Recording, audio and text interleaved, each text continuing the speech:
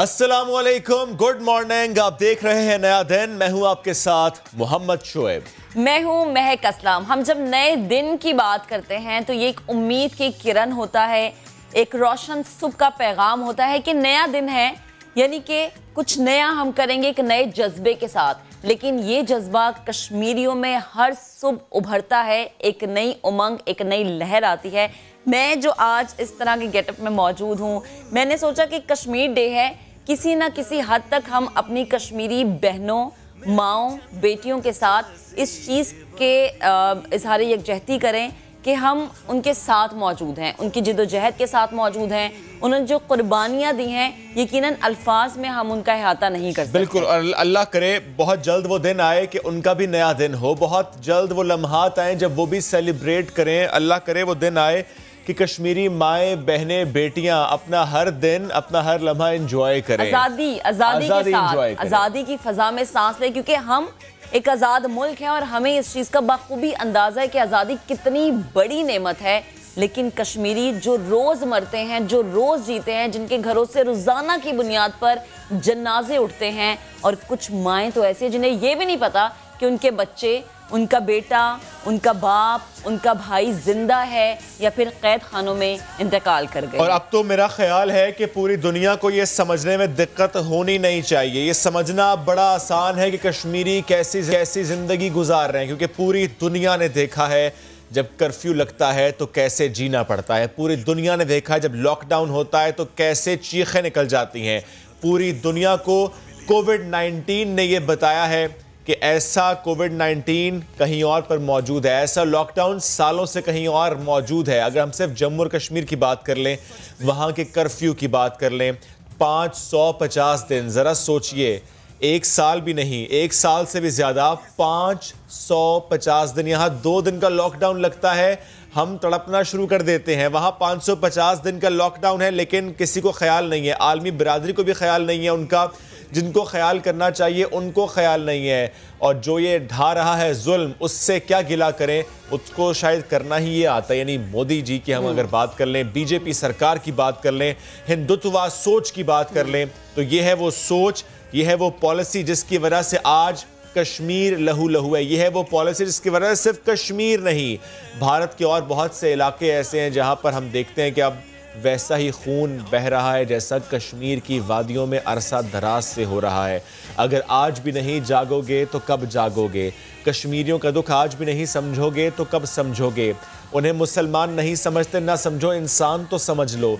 इंसान समझ लोगे तो वाकई हम उस तरफ कदम बढ़ा लेंगे कि हम उनके लिए भी कुछ ऐसा माहौल क्रिएट कर पाएंगे कि वो सुख का सांस ले सके, उनके लिए भी नया दिन हो। और बिल्कुल शोएब, हमने देखा कि हम आलमी बिरादरी की जब बात करते हैं तो वज़ीर आज़म इमरान खान ने हर प्लेटफॉर्म से इस आवाज़ को उठाया है। कश्मीरियों का हक दिलाने के लिए जिस तरह से अक़वाम मुत्तहिदा के उस प्लेटफॉर्म पर वज़ीर आज़म इमरान खान ने गुफ्तगू की, और जब मुझे अच्छी तरह याद है जब वज़ीर आज़म मुंतखब हुए तो उन्होंने ये कहा कि हम भारत से बात करने को तैयार हैं। लेकिन जब वहाँ पर उस पूरी कश्मीर की वादी को इंसानी जेल में तब्दील किया गया, तब पाकिस्तान का ये डटा हुआ मौक़िफ़ सामने आया कि जब तक कश्मीर का मामला हल नहीं होगा अब बात नहीं होगी।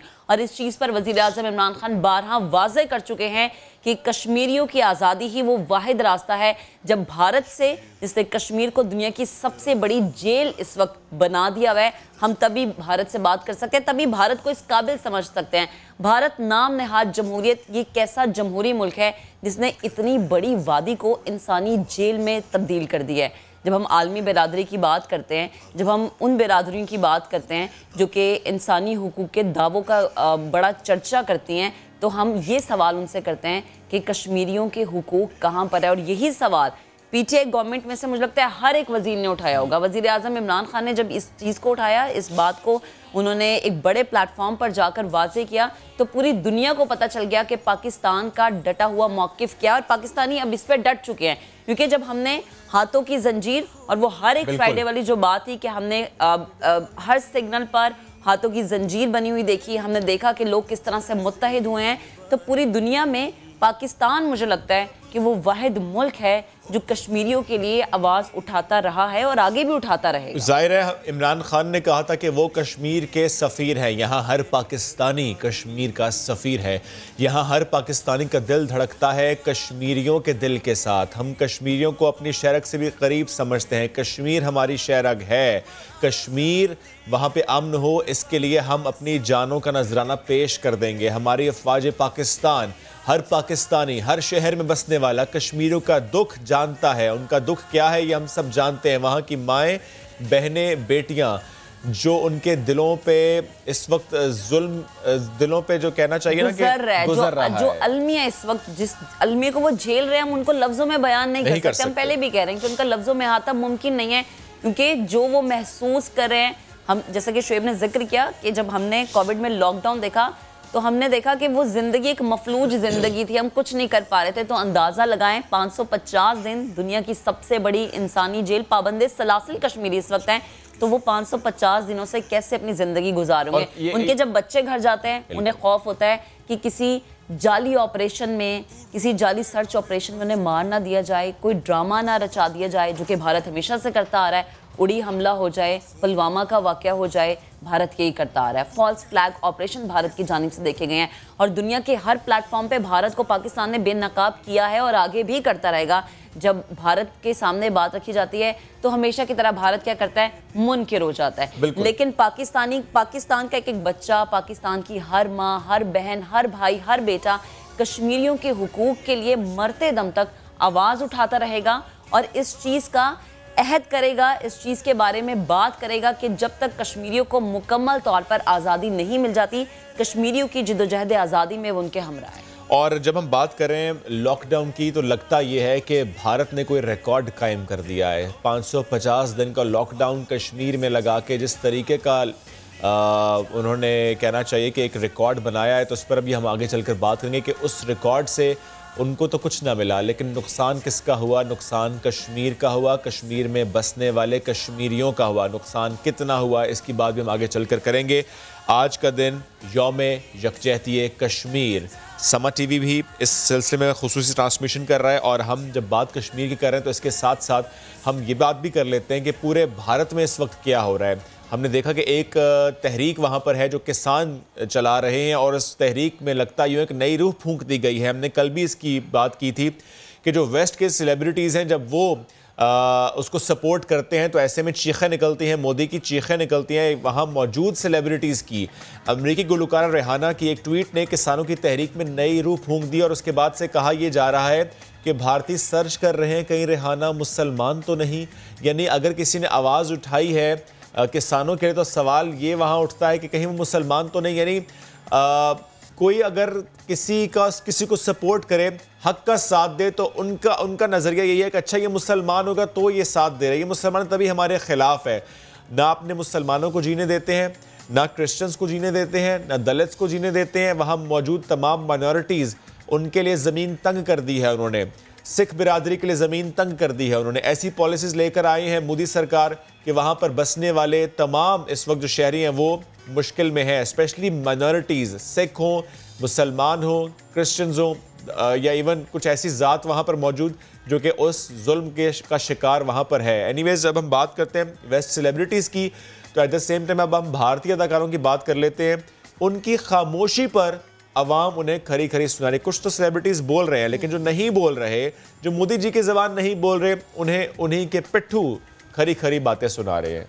और हमने देखा, जैसा कि कल हमने जिक्र भी किया था कंगना रनौत के बारे में और इसके साथ साथ विराट कोहली के बारे में, वही बात है जो तर्जुमानी कर रहे हैं इस जुल्म के साथ बिल्कुल खड़े हुए हैं और इस जुल्म के बारे में बात अगर वो करें तो उन्हें क्रिटिसाइज़ किया जा रहा है। जो मोदी की ज़ुबान बोल रहे हैं उन्हें सब अच्छा कह रहे हैं क्योंकि इस वक्त गवर्नमेंट मोदी साहब की है। लेकिन हम बारहा एक बात करते आते हैं कि मोदी साहब की पॉलिसीज़ कैसी हैं। चलें ठीक है, उन्होंने कश्मीर में जो कि उसके ख़िलाफ़ तो हम बात कर रहे हैं, उसके लिए हम आवाज़ उठा रहे हैं, लेकिन अपने मुल्क में उन्होंने क्या किया है? अपने मुल्क में किस तरह से किसान भाई सड़कों पे हैं, एहतजाज कर रहे हैं। जब वो कहते हैं कि हमने दिल्ली का रुख करना है तो उन पर गोलियाँ बरसा दी जाती हैं। एक प्लान, एक प्रोपेगेंडा उनके ख़िलाफ़ किया जाता है और ये वो प्रोपेगेंडा है जो मोदी सरकार रोज़ाना की बुनियाद पर लाइन ऑफ कंट्रोल पर गोलाबारी या हम देखते हैं बमबारी होती है, वहाँ पर जो आबादी रहती है उनको निशाना बनाया जाता है, वो भी एक प्लानिंग के तहत ही किया जाता है। तो वो बाहर वालों के लिए प्लानिंग सोचते हैं, अपने लोगों के लिए प्लानिंग सोचते हैं। आखिर वो सोचते ऐसा क्यों हैं? थोड़ी सी शर्म, थोड़ी सी हया की जब हम बात करते हैं तो इस बड़े से भारत में छोटी सी सोच रखने वाले मोदी साहब, इन्हें वही बात है वाज़ेह अल्फाज में कि इन्हें ना तो शर्म है, ना हया है, कि ना अपनों को बख्श रहे हैं, ना बाहर वालों को। और खित्ते के अमन के लिए ख़तरा है, क्योंकि भारत जंगी हथियारों की ख़रीदो फरोख्त में इस दौड़ में जितना आगे निकल चुका है, ये अलार्मिंग सिचुएशन है। तमाम आलमी बिरादरियाँ जो कि इस चीज़ की दावेदार हैं कि वो अमन को कायम रखना चाहती हैं, उन्हें चाहिए कि वो इस पे आवाज़ इस तरीके से उठाएं कि ना सिर्फ आवाज़ उठाएं बल्कि अमलन काम किया जाए, क्योंकि आवाज़ें बहुत उठ चुकी हैं। बुला के एहतजाज बहुत रिकॉर्ड भी करवाया जा चुका है, लेकिन अब वक्त यह है कि कुछ अमलन किया जाए, क्योंकि जो भारत के अंदर सिचुएशन है ये भारत बहुत पहले अब बाहर भी बना चुका है। लेकिन हम देख रहे हैं कि खित्ते में पाकिस्तान, चाइना, अफ़गानिस्तान, ये वो ममालिक है जो किसी हद तक अमन के साथ है। पाकिस्तान तो बारहा कह चुका है कि अफ़गानिस्तान की सरजमीन भारत ना इस्तेमाल करे, हमारे सामने आए, हमें बताए खुल के कि क्या मामला। लेकिन भारत वो कहता है ना कि पीछे से वार करने वाले, रात के अंधेरे में वार करने वाले, हर दफ़ा मुंह की खाने वाले, क्योंकि हमें वो 28 फरवरी वाला वाक़या भी याद है, रात के अंधेरे में वार करके गए और सुबह जब उन्हें जवाब दिया तो किस तरह से बुखला गए। तो मोदी सरकार के लिए एक वाज़ेह पैगाम है कि जो वो अपने लोगों के साथ करें, ये कल को उन पे उल्टा भी पड़ सकता है। और अभी जो नई डेवलपमेंट्स है महक, जैसे कि हमने ये तो देखा, कई सालों से देखते आए कि जिस तरीके से भारत बलूचिस्तान में बेअमनी फैलाने की कोशिश करता है, लेकिन अब ये कर रहा है कि अब उसका नया हदफ है गिलगित बल्तिस्तान, हमारा बड़ा प्यारा, बड़ा खूबसूरत गिलगित बल्तिस्तान। वहाँ पर बसने वाले इंतहाई, मैं कहता हूँ कि प्यारे लोग, क्या उनकी ज़बान खूबसूरत, क्या उनका रहन सहन प्यारा, मोहब्बत करने वाले, अमन के दाई, अमन से मोहब्बत करने वाले गिलगित बल्तिस्तान के नौजवानों को वो वरगलाने की कोशिश कर रहा है। मुंह की खानी पड़ी एक बार फिर से भारत को कि वहां पर जिन नौजवानों से कांटेक्ट किया उन नौजवानों ने भांडा फोड़ दिया। दैट शोज पाकिस्तान से कैसी मोहब्बत है, अमन से कैसी मोहब्बत है उनकी। चलिए मैं एक और चीज़ ऐड करना चाहूँगी। भारत ने हर तरीके से प्रोपेगेंडा किया, अपने मीडिया को इस्तेमाल किया, ठीक है। उसके बाद उन्होंने क्या किया, उसके बाद उन्होंने झूठे प्रोपेगेंडे किए, फॉल्स फ्लैग ऑपरेशन की बातें की, उड़ी वाला हमला जो इसकी हमें वाज़ेह तौर पर बातें याद है, जब उन्हें ये कहा गया कि ठीक है आप बुलाएं और पूरे जगह का सर्च करवाएं, तब हकीकत खुल के सामने आ जाएगी। उस पर भी भारत दुम दबा के भाग गया।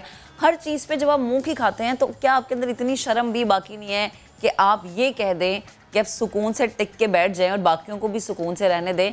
लेकिन मुझे लगता है कि शायद मोदी सरकार ये चाहती नहीं है। मोदी सरकार ये नहीं चाहती, हलचल होती रहती है। चलिए जी, अब मोदी जी से मुताल्लिक तो मजीद बात भी करेंगे, क्योंकि जितनी बात उनकी बेहयाई और बेशर्मी पर की जाए वो कम होती है। बढ़ते हैं आगे और ज़रा अपने देश की बात भी करते हैं, अपने मुल्क की बात भी करते हैं, क्योंकि कुछ गलतियाँ, कुछ कोताहियाँ तो यहाँ पर भी हो रही हैं। बात करना इसलिए ज़रूरी है ताकि शायद सीख पाएँ, शायद उनसे हम आगे बढ़ पाएँ। खाया पिया कुछ नहीं, गिलास थोड़ा 12 आने का, ये सुनते आए हम। अब ये मामला क्या है जनाब? दिन का खर्चा 2.5 से 3 करोड़ रुपए है। मैं बात कर रहा हूँ पार्लियामेंट में होने वाले इजलास की, लेकिन वहाँ पर होता क्या वहाँ पर आवाम की बातें होती हैं। मछली मंडी से भी लगता है आगे ही बढ़ चुके हैं महक को, क्योंकि बजाय इसके आप आवाम की बात करें, हल्के के मसाइल का जिक्र करें, कानून साजी देखें, जो इस वक्त खित्ते में दरपेश चैलेंजेस हैं उनसे निमटने के लिए कोई गुफ्तगू की जाए, कोई कंस्ट्रक्टिव वहाँ पर क्रिटिसिज्म हो, ऐसा नहीं होता। वहाँ पर ज़ातियात होती हैं, वहाँ पर सिर्फ होता है लड़ाई झगड़ा। वहाँ पर पॉलिटिकल पार्टीज आपस में एक दूसरे को नीचा दिखाने के लिए सिर्फ और सिर्फ करती हैं तो शोर शराबा और इल्ज़ाम तराशी। क्या इल्ज़ाम तराशी से पाकिस्तान को कुछ हासिल होगा? क्या माजी की गलतियाँ बार बार दोहराने से हम आगे बढ़ पाएंगे? माजी में जो कुछ हो गया क्या उसी का चर्चा करने से हम आगे बढ़ पाएंगे? ऐसा होगा नहीं। और आवाम क्यों परेशान है? आवाम इसलिए परेशान है कि जब आवाम टेलीविज़न ऑन करते हैं या आवाम वो इजलास की कार्रवाई देखते हैं तो वहाँ जब वो ये लड़ाई झगड़ा देखते हैं, वहाँ वो इस तरह के मामलात देखते हैं और ऐसी ज़बान इस्तेमाल करते हैं, वहाँ पर पार्लियामेंटेरियंस के स्पीकर साहब को कहना पड़ता है कि हज़फ कर देते हैं कार्रवाई से। तो फिर आवाम कहते हैं इनको ही हज़फ कर दो। जो ऐसी आप ये देखें, एहतजाज होता है, फिर क्या कहते हैं कि जनाब अगले दिन पे कार्रवाई कर देते हैं कि जी अच्छा अब नेक्स्ट डे कार्रवाई होगी, उसका अलग खर्चा। तो आप सोचें कि इस पर कितना खर्चा आता है, और वो खर्चा क्या होता है, वो इस लड़ाई झगड़े की नज़र हो जाता है, वो इन अल्फाजों की नज़र हो जाता है जिनको बार बार हज़फ कराना पड़ जाता है, वो उन डेस्कों की नज़र हो जाता है जो बेचारे बचते आ रहे हैं और आगे भी बचते रहेंगे, लेकिन कोई हल नहीं निकलता। क्योंकि ये वो जगह है जहाँ पर अवाम की बात होनी चाहिए, जहाँ पे अवाम के मसले की बात होनी चाहिए। लेकिन इस ऐवान में क्या होता है, हम देख सकते हैं दस्तों गिरेबां हो जाते हैं। सिर्फ लफ्जी बयानबाजी नहीं देखने में आती, कभी कभी हम देखते हैं कि एक दूसरे के कॉलर्स तक हाथ पहुंच बिल्कुल हम इसे कंडेम करते हैं, लेकिन एट द सेम टाइम जब हम ये कहते हैं जैसे अवाम वैसे हुक्मरान, तो यकीन जानिए गलत नहीं है। कभी अपने गिरबान में झांक कर देखा है हमने कि हम कहाँ कहाँ पर गलती करते हैं। आप ज़रा देखिए कि एक मामला लाहौर से भी रिपोर्ट हुआ था जहाँ पर 13 साल घरेलू मुलाजमा की हलाकत हुई थी, और जब पोस्टमार्टम हुआ उसकी रिपोर्ट आई तो मालूम क्या हुआ, मालूम ये हुआ कि जो आपके घर का काम करती थी, जो आपको सपोर्ट करती थी, जिसकी वजह से आप बड़े आराम से रह रहे थे, आपने उसको भूखा मारा, आपने उस पर तशद्दुद किया, जुल्म किया उस पर। वो जो मालिकन है जिसने जुल्म किया, तशद्दुद किया, उन्होंने एतराफ़ जुर्म भी कर ले। तो हमें एट द सेम टाइम जब हम क्रिटिसाइज़ कर रहे हैं अपने हुक्मरान को, हमें अपना गिरबान झांकने की भी ज़रूरत है कि हम खुद कहाँ पर गलती कर रहे हैं। कुछ हमारी भी फ़राइज़ थे जिनसे हमने कोताही की है। चलिए ये भी एक मामला था, आगे बढ़ते हैं, स्पोर्ट्स की बात भी कर लेते हैं। और स्पोर्ट्स से बड़ी अच्छी खबर हमारे पास आज ये है कि आज कवर ड्राइव का बादशाह कौन है, ये सवाल उठाया था ICC ने, और इस सवाल पर जब वोटिंग हुई, लाखों अफराद ने वोटिंग की, तो जनाब जीता कौन? चलिए जीत मेरे फेवरेट, आपके फेवरेट, और हारा कौन? बहुत से लोगों के फेवरेट विराट कोहली, ज़रा बहुत से लोगों के फेवरेट है, पर हार गए। जीता कौन? हमारा फेवरेट, हमारा कप्तान बाबर आजम। उन्होंने विराट कोहली को हरा दिया है। पूरी दुनिया से क्रिकेट फैंस ने बाबर आजम को कवर ड्राइव का बादशाह अब करार दिया। और ये बाबर की बहुत बड़ी अचीवमेंट है। देखें जिसे जिनके साथ उनको कंपेयर किया जा रहा था, और फिर बाबर, चलें शाबाश बाबर, मैं तो ये कहूंगी। तो अनुष्का नाराज हो जाएंगी अब बाबर से? अनुष्का नहीं, वो नाराज नहीं होंगी। चले ये मेरे ख्याल से ये उनके कोई जाती। आज ही दूसरा टेस्ट मैच रावलपिंडी में, उसका दूसरा दिन है। लेट्स सी कि वहाँ पर शाहीन और साउथ अफ्रीकन टीम के दरमियान जो है वो उसके दरमियान मैच कैसा होता है। बाबर आजम आज वहाँ बैटिंग करेंगे विद न्यू एनर्जी, बिकॉज ये इस पोल के बाद उनके अंदर एक नई एनर्जी डेफिनेटली। हाँ जी, और जनाब बड़ा ज़बरदस्त मुझे लग रहा है कि आज 145 पर टीम हमारी जो है वो आज आगाज़ करेगी। और देखना ये है कि जो कराची में हमने देखा था कि बड़े मज़े ले लेके खेल रहे थे, तो जरा हमारा जो रावलपिंडी का स्टेडियम है उसकी तो पिच भी थोड़े से वो कह रहे थे ना कि ड्राई है, तो क्या होता है यहाँ पे। लेकिन मुझे लगता है पाकिस्तानी जो हमारे शाहीन है वो तैयारी के साथ उतरे, बड़े अच्छे प्लान के साथ गए। तो लेट्स सी वो उस प्लान पर मैच में अच्छे प्लान के साथ, लेकिन उल्टा कुछ हो जाता है। कभी कभी उल्टा होता है, देखिए कभी कभी तो सिर्फ अच्छा होता है। मुझे आज पॉजिटिव नहीं है। नहीं देखिए हम हमेशा पॉजिटिव रहते हैं। हम कश्मीरियों के मामले पे भी पॉजिटिव है। हम इसलिए पॉजिटिव हैं, हम कहते हैं कि आज़ादी का एक दिन ज़रूर आएगा। बिल्कुल, वो सूरज तुलू ज़रूर होगा। जिनका हक है, जिनका राइट है, वो उन्हें दिया जाएगा। इसके बारे में हर साल बात होती है, हर दफ़ा बात होती है, आवाज़ें उठती हैं,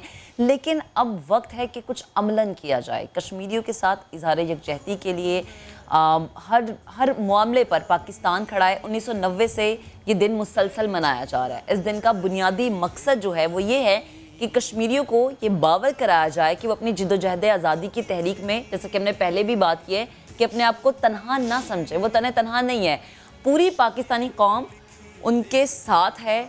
उन भरपूर अखलाकी, सफारती, सियासी हमायत उनकी जारी रखे हुए है। वज़ीर आज़म इमरान खान बारहा इस चीज़ का एतराफ़ कर चुके हैं कि वो कश्मीर के सफ़ीर हैं। पाकिस्तान के वज़ीर आज़म हैं लेकिन कश्मीर के सफ़ीर हैं। इस दिन का एक मकसद ये भी है कि बड़ी बड़ी आलमी बिरादरियाँ जो कि दावे करती हैं कि वो अमन का पैगाम देने के लिए बैठी हैं, उनकी तवज्जो मसला कश्मीर और कश्मीरियों की हालत ज़ार पर मबजूल कराई जाए। और ये कि कश्मीरियों को उनका हक, जिस हक की हम बात करते हैं, हक के खुद इरादियत देने के लिए भारत पर ज़बरदस्त तरीके का दबाव डाला जाए, क्योंकि कश्मीरी नहीं चाहते वहाँ रहना, वो चाहते हैं कि वो पाकिस्तानियों के साथ रहें। इसलिए हम कहते हैं कि कश्मीर पाकिस्तान की शहरक है। वो भारत के साथ रहना नहीं चाहते, वो उस हुकूमत के साथ रहना नहीं चाहते, वो रहना चाहते हैं पाकिस्तान के साथ, वो रहना चाहते हैं अमन के साथ। वो बार बार ये बात कहते हैं, शुक्रिया पाकिस्तान। वो नारे लगाते हैं, वो बैनर्स थामते हैं जिस पर लिखा होता है शुक्रिया इमरान खान। मकबूजा कश्मीर के मजलूम अवाम ने पाकिस्तान के हक में हमेशा बैनर्स आवेज़ा किए हैं, नारे लगाए हैं, और पाकिस्तानी हमारा तो फ़र्ज़ है कि हम उनका साथ दें, और हम उनके साथ खड़े हैं। आज पूरी कौम यौम यकजहती कश्मीर मना रही है। तो पूरे पाकिस्तान में मिली जोशो जज्बे के साथ आज कश्मीरियों से यकजहती का दिन मनाया जाएगा। यौम यकजहती कश्मीर की मुनासबत से आज़ाद कश्मीर और पाकिस्तान को मिलाने वाली सरहद कोहाला के मकाम पर इंसानी हाथों की जंजीर बनाई जाएगी। पूरे पाकिस्तान में आज आपको ये मनासिर देखने के लिए मिलेंगे। पाकिस्तान की तरफ से कश्मीरी अवाम से इजहार यकजहती किया जाएगा और दुनिया को बताया जाएगा कि किसी भी हालत में पाकिस्तान हमेशा कश्मीरियों के साथ खड़ा रहेगा। हम बात करते हैं जब कि पाकिस्तानी अवाम, तो पाकिस्तानी अवाम बारहा अपने अमलन तरीके से ये बता चुकी है कि वो कश्मीरियों के साथ खड़ी है। ज़हीर अली ने हमें ज्वाइन किया और वो है कोहाला ब्रिज पर इस वक्त मौजूद। कोहाला ब्रिज जो कि कनेक्ट करता है कश्मीर को पाकिस्तान के बाकी सूबों के साथ। कोहाला ब्रिज एक जिस तरीके से आज वहाँ पर एक मैसेज कन्वे कुछ लम्हात पहले हुआ, इंसानी हाथों की जंजीर बनाकर, जिसने पूरी दुनिया को बता दिया कि हम साथ हैं, हम एक हैं। ज़हीर, अपडेट कीजिएगा, क्या मनाजिर देखे गए? जी बिल्कुल, इस वक्त कोहाला के मकाम पर मौजूद हैं और हर साल जो 5 फरवरी है यूम यकजहती कश्मीर के तौर पर मनाया जाता है और 5 अगस्त 2019 के भारतीय इक़दाम के बाद इसकी अहमियत और ज़्यादा बढ़ गई है। और आज के दिन यहाँ पे एक बहुत बड़ी जंजीर बनाई जाएगी जिसमें इंसानी हाथों की जंजीर होगी। दुनिया को पैगाम दिया जाएगा कि मोदी के जो मज़ालिम है कश्मीर में, जो बर्बरियत है वो ज़्यादा देर चलने वाली नहीं है। पाकिस्तानी अवाम, पाकिस्तानी कौम इस कश्मीरियों के साथ इज़हार यकजहती करती है। बिलखुसूस जो मकबूजा कश्मीर में इस वक्त जो जिनको पर जबर तशद्दुद किया जा रहा है और उनकी क़यादत को ताड़ जेल में बंद किया गया है और इंसानी हकूक़ की बदतरीन खिलाफ वर्जियाँ की जा रही हैं, उस हवाले से आज पूरे पाकिस्तानी कौम की जानिब से कोहाला के मुकाम पर इंसानी हाथों की सबसे बड़ी जंजीर बना के ये पैगाम दिया जाएगा कि पाकिस्तान जो कश्मीरियों का मुकदमा कल तक लड़ रहा था वो आज भी उसी मौके पर कायम है और भारत को पसपाई इख्तियार करनी पड़ेगी, चूँकि ओछे हथकंडे और इसके अलावा जो इंसानी हकूक़ की खिलाफ वर्जियाँ और भारतीय जुल्म और तशद्दुद ज़्यादा देर चलने वाला नहीं है। कश्मीरी अपने आज़ादी की उसूल के लिए पुरज़्म है और पाकिस्तानी कौम, पाकिस्तानी क़यादत उनके शाना बिशाना खड़ी है। और यहाँ कोहाला के मुकाम से और पूरे पाकिस्तान से और दुनिया भर से जहाँ कहीं पे मौजूद हैं पाकिस्तानी कश्मीरी, वो आज दुनिया को बताएंगे कि हम कश्मीरियों के साथ खड़े हैं और कश्मीरी जो अपने आज़ादी का उसूल है और हक़ खुद अरादियत जो UN ने उनको दिया है उसके उसूल से पीछे नहीं हटेंगे। जी ठीक है ज़हीर, आप हमें अपडेट कर रहे थे। अब से कुछ देर बाद हम ज़बरदस्त मनाजिर देखेंगे, ना सिर्फ के मकाम पर बल्कि पूरे पाकिस्तान में, जैसा कि पहले भी मैंने बताया ऐसे ही मनाजिर होंगे, क्योंकि हम बता रहे हैं अपने हर अमल से कि हम कश्मीरी भाइयों के साथ, कश्मीरी बहनों के साथ खड़े हैं। ज़रा हिस्ट्री में चलते हैं। मकबूजा वादी में बसने वाले कश्मीरियों की मज़ालिम जिन पे जुल्म ढाए जा रहे हैं। इस वक्त हमें ज्वाइन कर रहे हैं फॉरेन मिनिस्टर शाह महमूद कुरैशी साहब। और शाह साहब को गुड मॉर्निंग भी हम कहते हैं। और शाह साहब वो शख्सियत है जिन्होंने कश्मीर का मुकदमा बिल्कुल उस तरीके से लड़ा जिस तरह इमरान खान साहब ने कहा। शाह साहब ने ना सिर्फ दोस्त ममालिक से रवाबित कायम किए और उनके साथ डिस्कशंस की, और जिस तरह से भारत कश्मीर में जुल्म कर रहा है वो जुल्म बेनकाब करते रहे। जो फोरम जहाँ जहाँ का दरवाज़ा खटखटाना था बार बार खटखटाया।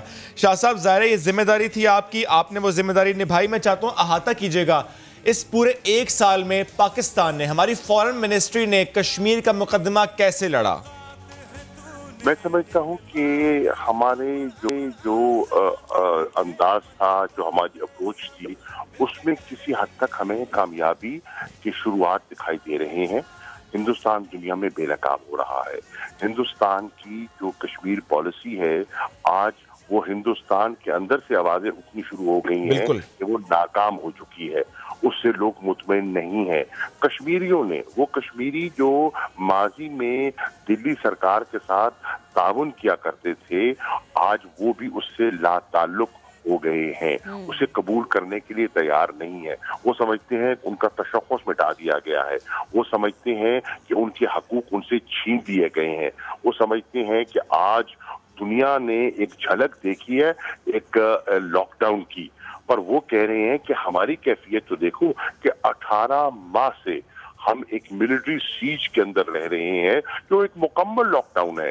हमारे बच्चे स्कूल नहीं जा सकते, अस्पतालों में जाने की दिक्कत है, हम जनाब मस्जिदों में जाकर जुमे की नमाज नहीं अदा कर सकते, श्रीनगर पे ताले हैं, जगह जगह वहां उनके सिपाही खड़े हैं, हर 8 कश्मीरियों पर एक हिंदुस्तानी सिपाही संगीन लेकर खड़ा है। ये है कैफियत और ये दुनिया में बेनकाब हो चुकी है। जो हिंदुस्तान कहता था कि एक हम सेकुलर इंडिया है, दुनिया आज देख रही है कि ये सेकुलर नहीं, ये हिंदुत्वा सोच का हिंदुस्तान है। उनका दावा था हम दुनिया की सबसे बड़ी जमहूरियत है, आज देख रहे हैं तो सबसे बड़ी जमहूरियत में इम्तियाजी कवानीन का निफाज हो रहा है, अकलियतों को निशाना बनाया जा रहा है, और ये फैशिस्ट सोच जो है, आरएसएस की सोच जो है, वो कौम पर मुसल्लत कर दी गई है। तो अंदरूने मुल्क भी और बैरूने मुल्क हिंदुस्तान की पॉलिसी, कश्मीर की पॉलिसी पर दबाव पड़ रहा है और लोगों को वो नाकाम होती दिखाई दे रही है। ठीक शाह साहब, एक बात और इससे हट के मैं सवाल करना चाह रहा हूं, जो मोदी सरकार इस वक्त पाकिस्तान में कर रही है, जिस तरीके से हमने देखा माजी में बलोचिस्तान और अब हम देख रहे हैं गिलगित बल्तिस्तान। शाह साहब, मोदी सरकारी कारस्तानियों का नोटिस आलमी बिरादरी ने लेना है, हम इस सिलसिले में अब क्या कर रहे हैं? जो मामलात हमारे सामने आए हैं, जो गिलगित बल्तिस्तान के नौजवानों को इस्तेमाल करने की कोशिश की है रॉ ने, हम उस पर अब क्या करने वाले हैं? इसमें कोई शक नहीं कि हिंदुस्तान ने गिलगित बल्तिस्तान में एक शोरश को जन्म देने की कोशिश की और लोगों को भड़काने की हुई और वहां आग लगाने की कोशिश की, लेकिन अल्हम्दुलिल्लाह गिलगित बल्तिस्तान की बाशऊर अवाम ने उसे नाकाम किया, अपनी बालिग सोच से उसको नाकाम किया और वहां इंतखाबात हो गए और पुरअमन जो है इंतकाले इक़्तिदार भी हो चुका है और एक नई हुकूमत मार्ज़े वजूद में आ चुकी है जिसको सबने तस्लीम कर लिया है। तो हिंदुस्तान को नाकामी हुई। हिंदुस्तान पाकिस्तान के अंदर डिस्टेबलाइजेशन की भी पूरी कोशिश कर रहा है, जिसको हमने एक डॉसियर के जरिए 14 नवंबर को दुनिया के सामने, इंटरनेशनल कम्युनिटी के सामने पेश किया है और हिंदुस्तान के इस चेहरे को भी बेनकाब किया है। फिर यूरोपियन यूनियन की जो डिसइंफो लैब है उसने भी हिंदुस्तान की जो एक कोशिश है, एक काविश थी पाकिस्तान को मलाइन करने की, उसको भी बेनकाब किया, झूठे प्रोपेगेंडे को बेनकाब किया। तो अल्लाह के फजलो करम से आज कश्मीरियों को ये हौसला मिलना चाहिए कि एक पूरी कौम उनके साथ खड़ी है, वो तन्हा नहीं है और दुनिया में जो सिविल सोसाइटी है, जो इंटरनेशनल मीडिया है, जो ह्यूमन राइट्स ऑर्गेनाइजेशंस हैं, जो थिंक टैंक्स हैं, वो आज उनके साथ हमदर्दी रखते हैं। ठीक है शाह साहब, बेहद शुक्रिया। आप गुफ्तगू कर रहे थे कश्मीर के मामले जो भारत पाकिस्तान में प्रोपेगेंडा करता है। आगे बढ़ते हैं, इसी मामले पर, कश्मीर ही के मामले पर बात करना इसलिए भी ज़रूरी है क्योंकि इनकी जद्दोजहद आज़ादी बहुत पुरानी है और पाकिस्तान अपने हर अमल से ये बता चुका है कि हम कश्मीरियों के साथ हैं। अपने सीनों पे गोलियां खाते हैं लेकिन उसके बावजूद इनके हौसले पस्त नहीं होते। सदर आज़ाद जम्मू कश्मीर मोहतरम जनाब सरदार मसूद खान साहब हमारे साथ मौजूद हैं। सरदार साहब, बेहद शुक्रिया आपके वक्त का। कई साल गुजर गए, कश्मीरियों को उनका हक नहीं मिल सका, क्या समझते हैं आप? क्या अब हालात में कोई तब्दीली आ रही है? और दूसरी सबसे अहम बात ये कि उस वक्त के कश्मीरियों में और अब के कश्मीरियों के जज्बे में जो बुरहान वानी की शहादत के बाद एक तहरीक शुरू हुई थी, क्या आपको इसमें कोई फ़र्क नज़र आता है? तब्दीली तो आ रही है लेकिन हम बेहतरी की तरफ नहीं जा रहे हैं। मैं ये आपको बताता हूँ कि मकबूजा जम्मू और कश्मीर में सूरत हाल बद से बदतर हो रही है, बहुत तशवीशनाक सूरत हाल है।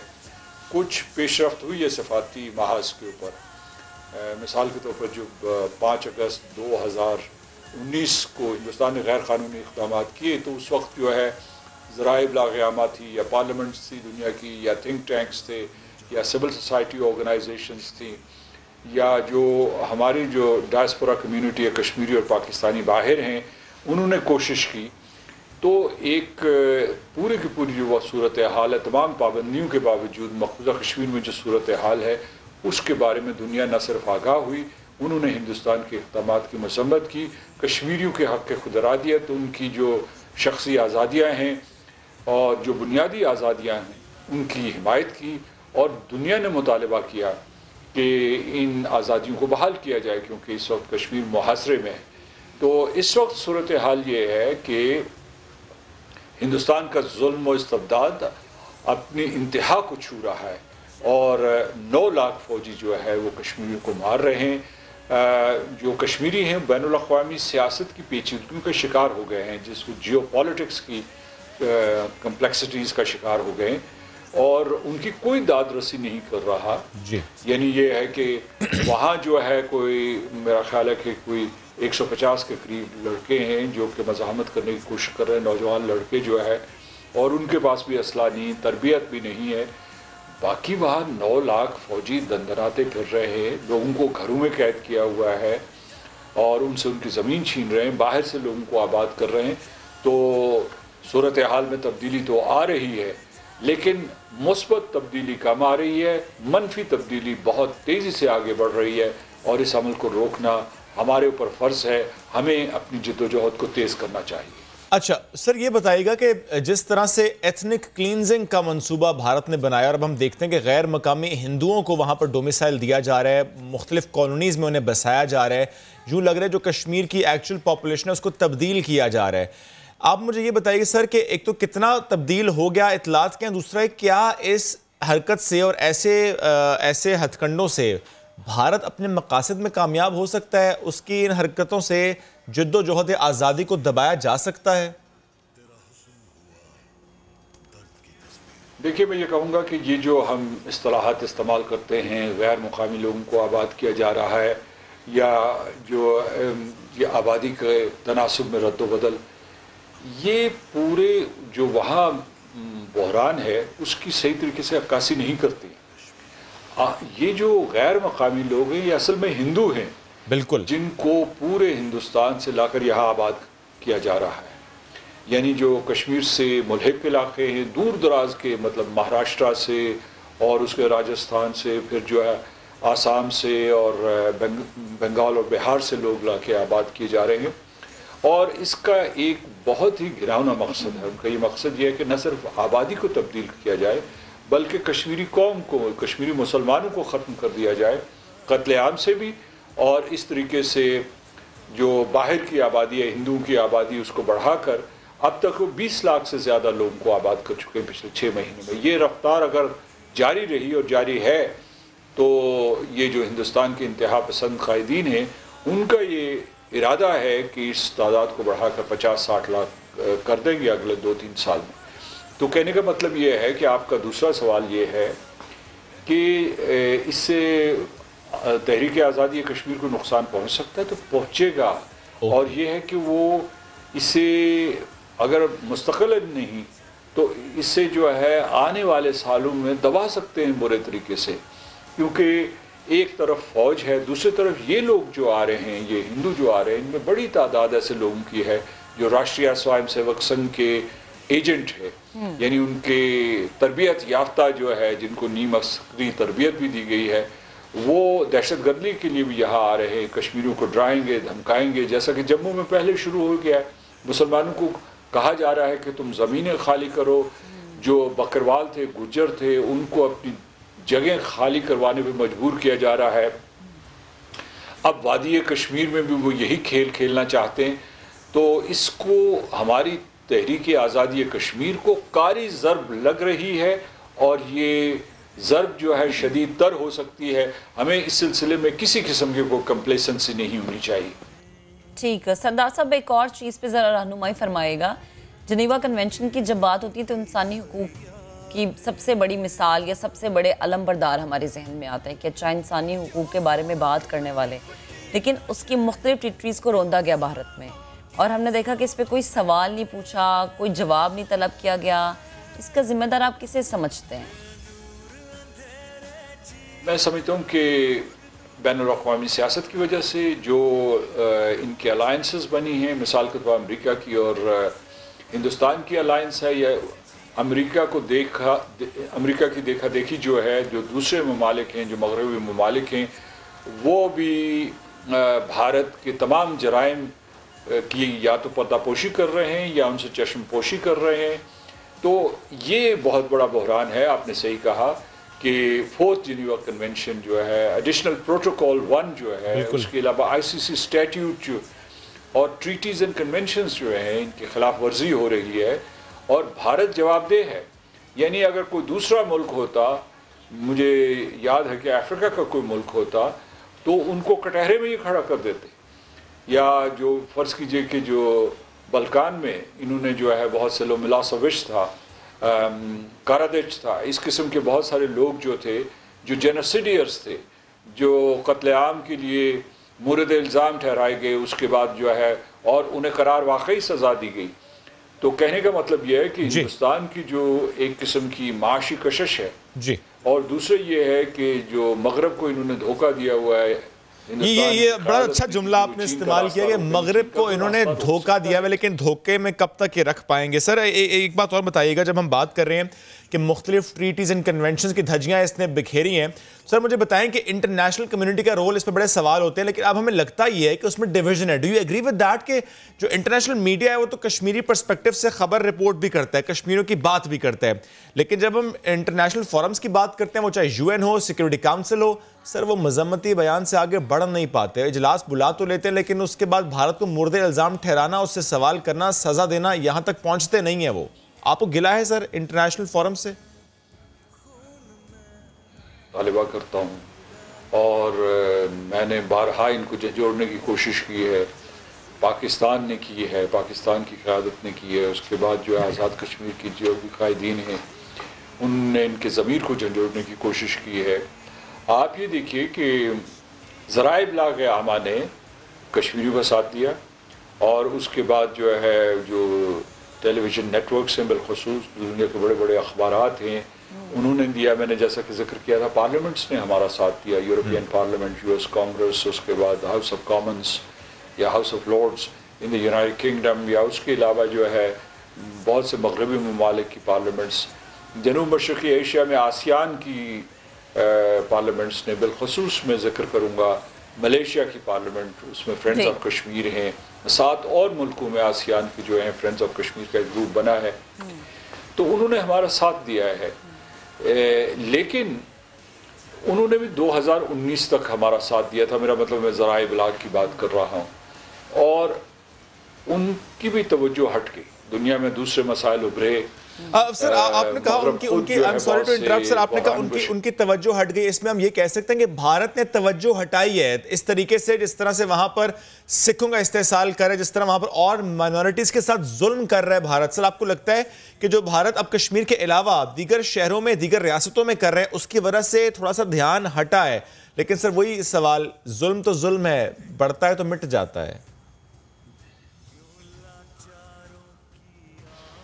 ये तो मैं नहीं कह सकता कि कैसे रुकेगा, लेकिन ये मैं आपको बताता हूँ कि हिंदुस्तान का पहला निशाना और बदतरीन निशाना कश्मीर के लोग हैं, जिनकी ज़मीन चुराई जा रही है, जिनकी जो है इलाके के ऊपर एक नए तरीके से कब्ज़ा किया जा रहा है। पहले अफवाज ने कब्ज़ा किया हुआ था, अब जो है आबादियाँ भी आके वहाँ कब्ज़ा कर रही हैं और उनके वसाइल चुरा रहे हैं। तो इसलिए ये है, लेकिन उसके बाद ये है कि जो कश्मीर में आग भड़की, वो आग भड़क के पूरे हिंदुस्तान में फैल गई है जी। आपको याद होगा कि शाहीन बाग में वही नारे बुलंद हुए जो कश्मीर में बुलंद हुए, हम क्या चाहते हैं आज़ादी, या वो जो है बिल्कुल सरदार साहब वो यही बात करते आए हैं हर आलमी फोरम पर। पाकिस्तान के वजीर आज़म देखा है कि जो भारत कश्मीर में करा था, उल्टा भारत को उस चीज़ का सामना करना पड़ा है। तो अभी भी वक्त अगर संभल जाता है तो बेहद शुक्रिया आपका। हमारे साथ मौजूद है कश्मीर के मामले पर ही बात करने के लिए हुर्रियत रहनुमा मिशाल मलिक साहिबा। मिशाल साहिबा, बेहद शुक्रिया आपके वक्त का। यकीनन जो जिद्दोजहद आप लोगों की जानिब से की गई या की जा रही है वो किसी से ढकी छुपी नहीं है, और वो यकीनन जब तक कश्मीर आज़ाद नहीं हो जाता यासीन मलिक साहब करते रहेंगे। भारतीय फ़ौज ने मकबूजा वादी को बहुत बड़ी इंसानी जेल में तब्दील करके रख दिया है, लोग घरों में कैद हैं, क्या कहेंगे आप इस मामले पर? देखें, ये तो इतना खौफनाक बात है। दुनिया ने एक झलक देखी है कोरोना में, एक लॉकडाउन की, और एक पूरी कौम की नस्ल कुशी के ऑर्डर जो पास किए हैं मोदी सरकार ने, 2 साल होने को आ रहे हैं। 5 अगस्त का जो इक़दाम है, एक जेल में तब्दील है एक पूरी कौम, भूखी है, प्यासी है, ना स्कूल्स हैं, ना कॉलेजेस हैं, ना नौकरी है। बैंकिंग सिस्टम भी हिंदुस्तान ने सीज कर दिया है कश्मीरियों का, दवाइयाँ नहीं आ सकती हैं, जाली वहाँ पे खाने पीने की फेक और एक्सपायर्ड सप्लाईज दी जा रही हैं। तो ऐसी हालत में एक कौम का जिंदा ही रहना एक नामुमकिन और एक मोजे की बात है, और उसमें तहरीक को चलाना और सारा जो सियासी फ्रीडम है उसको सैबोटाज कर दिया गया है, बैन लगा दिया गया है पॉलिटिकल फ्रीडम के ऊपर, मीडिया कम्युनिकेशंस के ऊपर, इंटरनेट के ऊपर। लोगों को घरों से निकलेंगे तो शूट कर दिया जाएगा, हॉस्पिटल्स नहीं जा सकते। तो ऐसे हालात के अंदर जिस कर्ब से कश्मीरी कौम गुजर रही है ये कोई अंदाज़ा भी नहीं लगा सकता। बिल्कुल, कश्मीरी कौम का कर्ब, और ऐसे में मैं आपके कर्ब का ज़रूर सवाल करूँगा क्योंकि ज़ाहिर है आप अहलियाँ हैं यासीन मलिक साहब की, जिनको एक झूठे केस में, एक झूठे मुकदमे में अरेस्ट किया गया, जिसमें फिर उन्हें बुलाया भी नहीं जाता, ना किसी से बात कराई जाती है, ना किसी से मुलाकात कराई जाती है। और जब हम बात करें, मुलाकात का जिक्र करें, तो कैसे हो पाएगा ये? आपने भी बहुत कोशिश की। मैं चाह रहा हूँ अगर आप मुझे बता सकें कि ज़रा आप मुसलसल कोशिश में हैं कि आपका उनसे रब्ता हो जाए। इवन लॉयर बड़ी कोशिश में है कि रब्ता हो जाए। इंटरनेट सर्विस मुअत्तल, टेलीफोन सर्विस मुअत्तल। क्या किसी हुर्रियत रहनुमा से, यासीन मलिक साहब से कोई राबता हुआ, या ऐसा कोई माहौल बनता दिखाई दिया कि राबता हो जाएगा? नहीं, बिल्कुल कट ऑफ है, कोई राबता नहीं। ये बड़ी बदकिस्मती की बात है कि वहाँ पे जब से यासीन साहब को अरेस्ट किया गया है 22 फरवरी 2019 को, उसके बाद से लेकर अब तक 2 साल ऑलमोस्ट हो रहे हैं, तब बाद 2 साल हो जाएंगे और आवाज़ नहीं सुनी है हमने। 6 साल से ऊपर हो गया है, 6.5 ईयर से उनको देखा नहीं है। तो ऐसी हालत में हम रहते हैं और जो बेसिक राइट्स हैं एक कैदी के भी, जो जनीवा कन्वेंशंस के तहत हिंदुस्तान सिग्नेटरी है, वो राइट्स भी नहीं दिए जा रहे यासीन साहब को। और जो हुर्रियत रहनुमा सारे इस वक्त जेलों के अंदर बंद हैं, जो सलूक उनके साथ किया जा रहा है, उनको टॉर्चर किया जा रहा है, उनको कोई लीगल एक्सेस नहीं दी जा रही है। ये चाहते हैं कि हमारी सारी जो सियासी जो लीडरशिप है उसको एलिमिनेट कर दिया जाए और साइलेंस कर दिया जाए। बिल्कुल। और मिशाल साहब, हम ये भी देख रहे हैं कि भारत मुख्तलिफ हथकंडे इस्तेमाल कर रहा है, कश्मीर की आबादी को तब्दील किया जा रहा है कि इससे भारत अपने मकसद में, आपको लगता है कि कामयाब हो सकेगा? क्या इन हरकतों से जद्दोजहद आज़ादी को दबा सकता है, रोक सकता है? ये हरबे बहुत दफ़ा हिंदुस्तान ने अप्लाई किए हैं, चाहे बंदूक से, चाहे rape as a weapon of war, चाहे गायब करके लोगों को, चाहे लोगों को धमका के जेलों में बंद करके, मगर चाहे आर्मी को बढ़ा के। और अब तो हिंदुस्तान की आर्मी के साथ उनकी आवाम भी वहाँ पे आके गुंडों की तरह वो आके सेटल हो रही है। हमारी जो रिलीजियस जो दरगाहें हैं उनका भी कंट्रोल दिल्ली सरकार को दिया जा रहा है। मस्जिदों में हमें जाने की इजाज़त नहीं है, अजानें जो हैं वो बंद कर दी गई हैं। मुहर्रम की हम लोग प्रोसेशन नहीं निकाल सकते, ईद पे हम कुर्बानी नहीं कर सकते, जो हमारे ऊपर जो बैरियर्स डाल दिए हैं। एज रिलीजियस फ्रीडम नहीं है, पॉलिटिकल फ्रीडम नहीं है, हमें जीने का हक नहीं है। तो इसके अंदर जो भी वो इकदाम कर रहा है, मगर उससे उसको it has failed to terrorize the Kashmiri people, and it has failed to win the hearts and minds and souls of our people, because we were never Indians, we are not Indians, and we will never be Indians.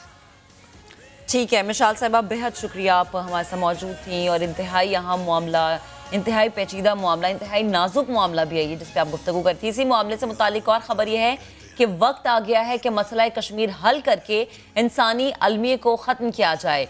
यौम यकजहती कश्मीर पर army chief general Qamar Javed Bajwa का बयान, कहा कि हक़ खुद इरादियत की तहरीक और कश्मीरियों की जद्दोजहद को सलाम पेश करते हैं। कश्मीरी बदतरीन जुल्म सितम और इंसानी हुकूक की खिलाफ वर्जियाँ बर्दाश्त कर रहे हैं। मकबूजा कश्मीर के अवाम काबिज फोर्सेस के लॉकडाउन का सामना कर रहे हैं। तनाज़े कश्मीर को अक़वाम मुत्तहिदा की करारदादों और कश्मीरियों की उमंगों के मुताबिक हल होना चाहिए।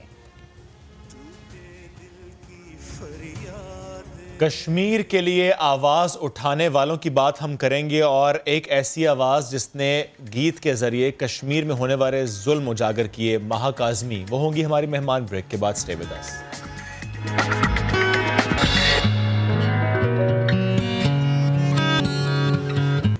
Welcome back. एक दफ़ा फिर से कश्मीरियों की जद्दोजहद आज़ादी की बात करेंगे।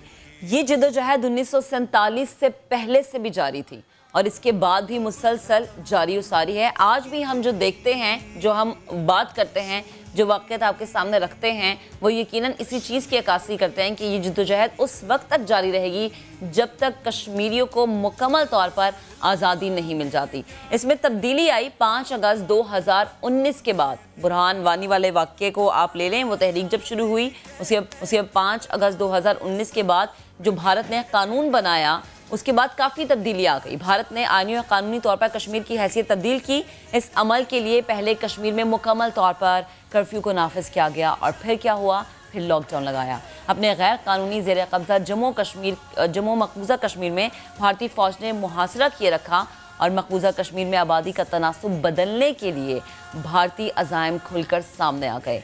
बीजेपी सरकार ने रवां साल होने वाली मरदमशुमारी 2026 तक मुलतवी करवा दी है, इसलिए कि दुनिया के सामने हकायक ना आ जाएं। 2011 में होने वाली मरदमशुमारी के मुताबिक वादी में आबादी का तनासुब 68% उसका हिस्सा है वो मुसलमानों का था। लेकिन इसके साथ साथ हम देखते हैं कि वहाँ के जो जद्दोजहद आज़ादी में एक प्रोमिनेंट नाम है, हम उनका जिक्र भी कर लेते हैं। सैयद अली गिलानी की अगर हम बात करें, 11 साल से हाउस अरेस्ट है। मीर वाइज उमर फारूक साहब की बात करें, 18 महीने हो गए कि वो अरेस्ट हैं। शबीर शाह की बात करें, इन्हें जेल बर्ड ऑफ कश्मीर कहा जाता है कि अपनी आधी ज़िंदगी तो इन्होंने जेल ही में गुजार दी।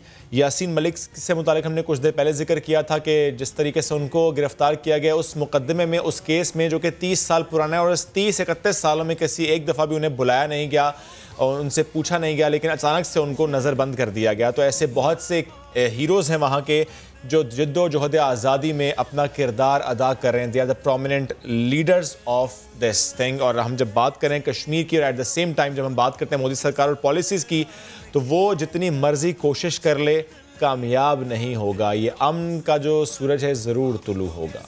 जैसे कि हम पहले बात कर रहे थे कि यकीनन ये जो लॉकडाउन लगा रखा है, ये जो जेल, इंसानी जेल बना रखा है कश्मीर को, इसका एक नया दिन, इसकी एक नई सुबह ज़रूर तुलू होगी। कश्मीर के लिए आवाज़ उठाने वाली गुलकारा महा अली कासमी गाने के ज़रिए दुनिया को मकबूजा कश्मीर की हालत ज़ार बताने की कोशिश कर रही हैं। अस्सलाम वालेकुम, मैं बिल्कुल ठीक हूँ। तो महा, आजकल आप कराची में हैं लेकिन आप हैं कश्मीरी, और आज का दिन हर पाकिस्तानी के लिए, हर कश्मीरी के लिए, हर उस शख्स के लिए बड़ा अहम है जो कश्मीर की जिद्दोजहद की बात। और ज़ाहिर है आप कराची में रहती हैं और आप यहाँ से आवाज़ बुलंद करती हैं। आपकी आवाज़, उसमें वो दर्द महसूस किया जा सकता है जो कि कश्मीर में मौजूद हमारे कश्मीरी बहन भाई फेस करते हैं। वहाँ कश्मीर की बेटी हैं आप और कश्मीरियों के लिए दर्द भरी आवाज़ में गुनगुनाती हैं आप। मैं चाहता हूँ कि गुफ्तगू तो और भी होगी आपसे, लेकिन क्यों ना साहिबो, जिसकी बड़ी गूंज थी, जिसने आपको एक मैं कहता हूँ नया नाम दिया, मैं चाहता हूँ साहिबो अगर हम थोड़ा सा सुन पाएँ आज के दिन। बिल्कुल बिल्कुल। साहिबो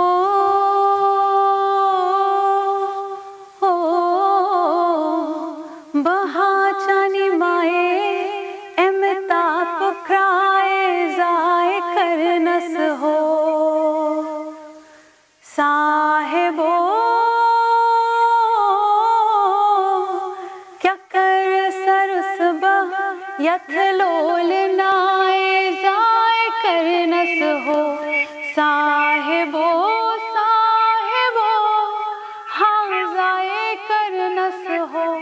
साहिबो साहिबो बहचानी माए जाए करनस हो।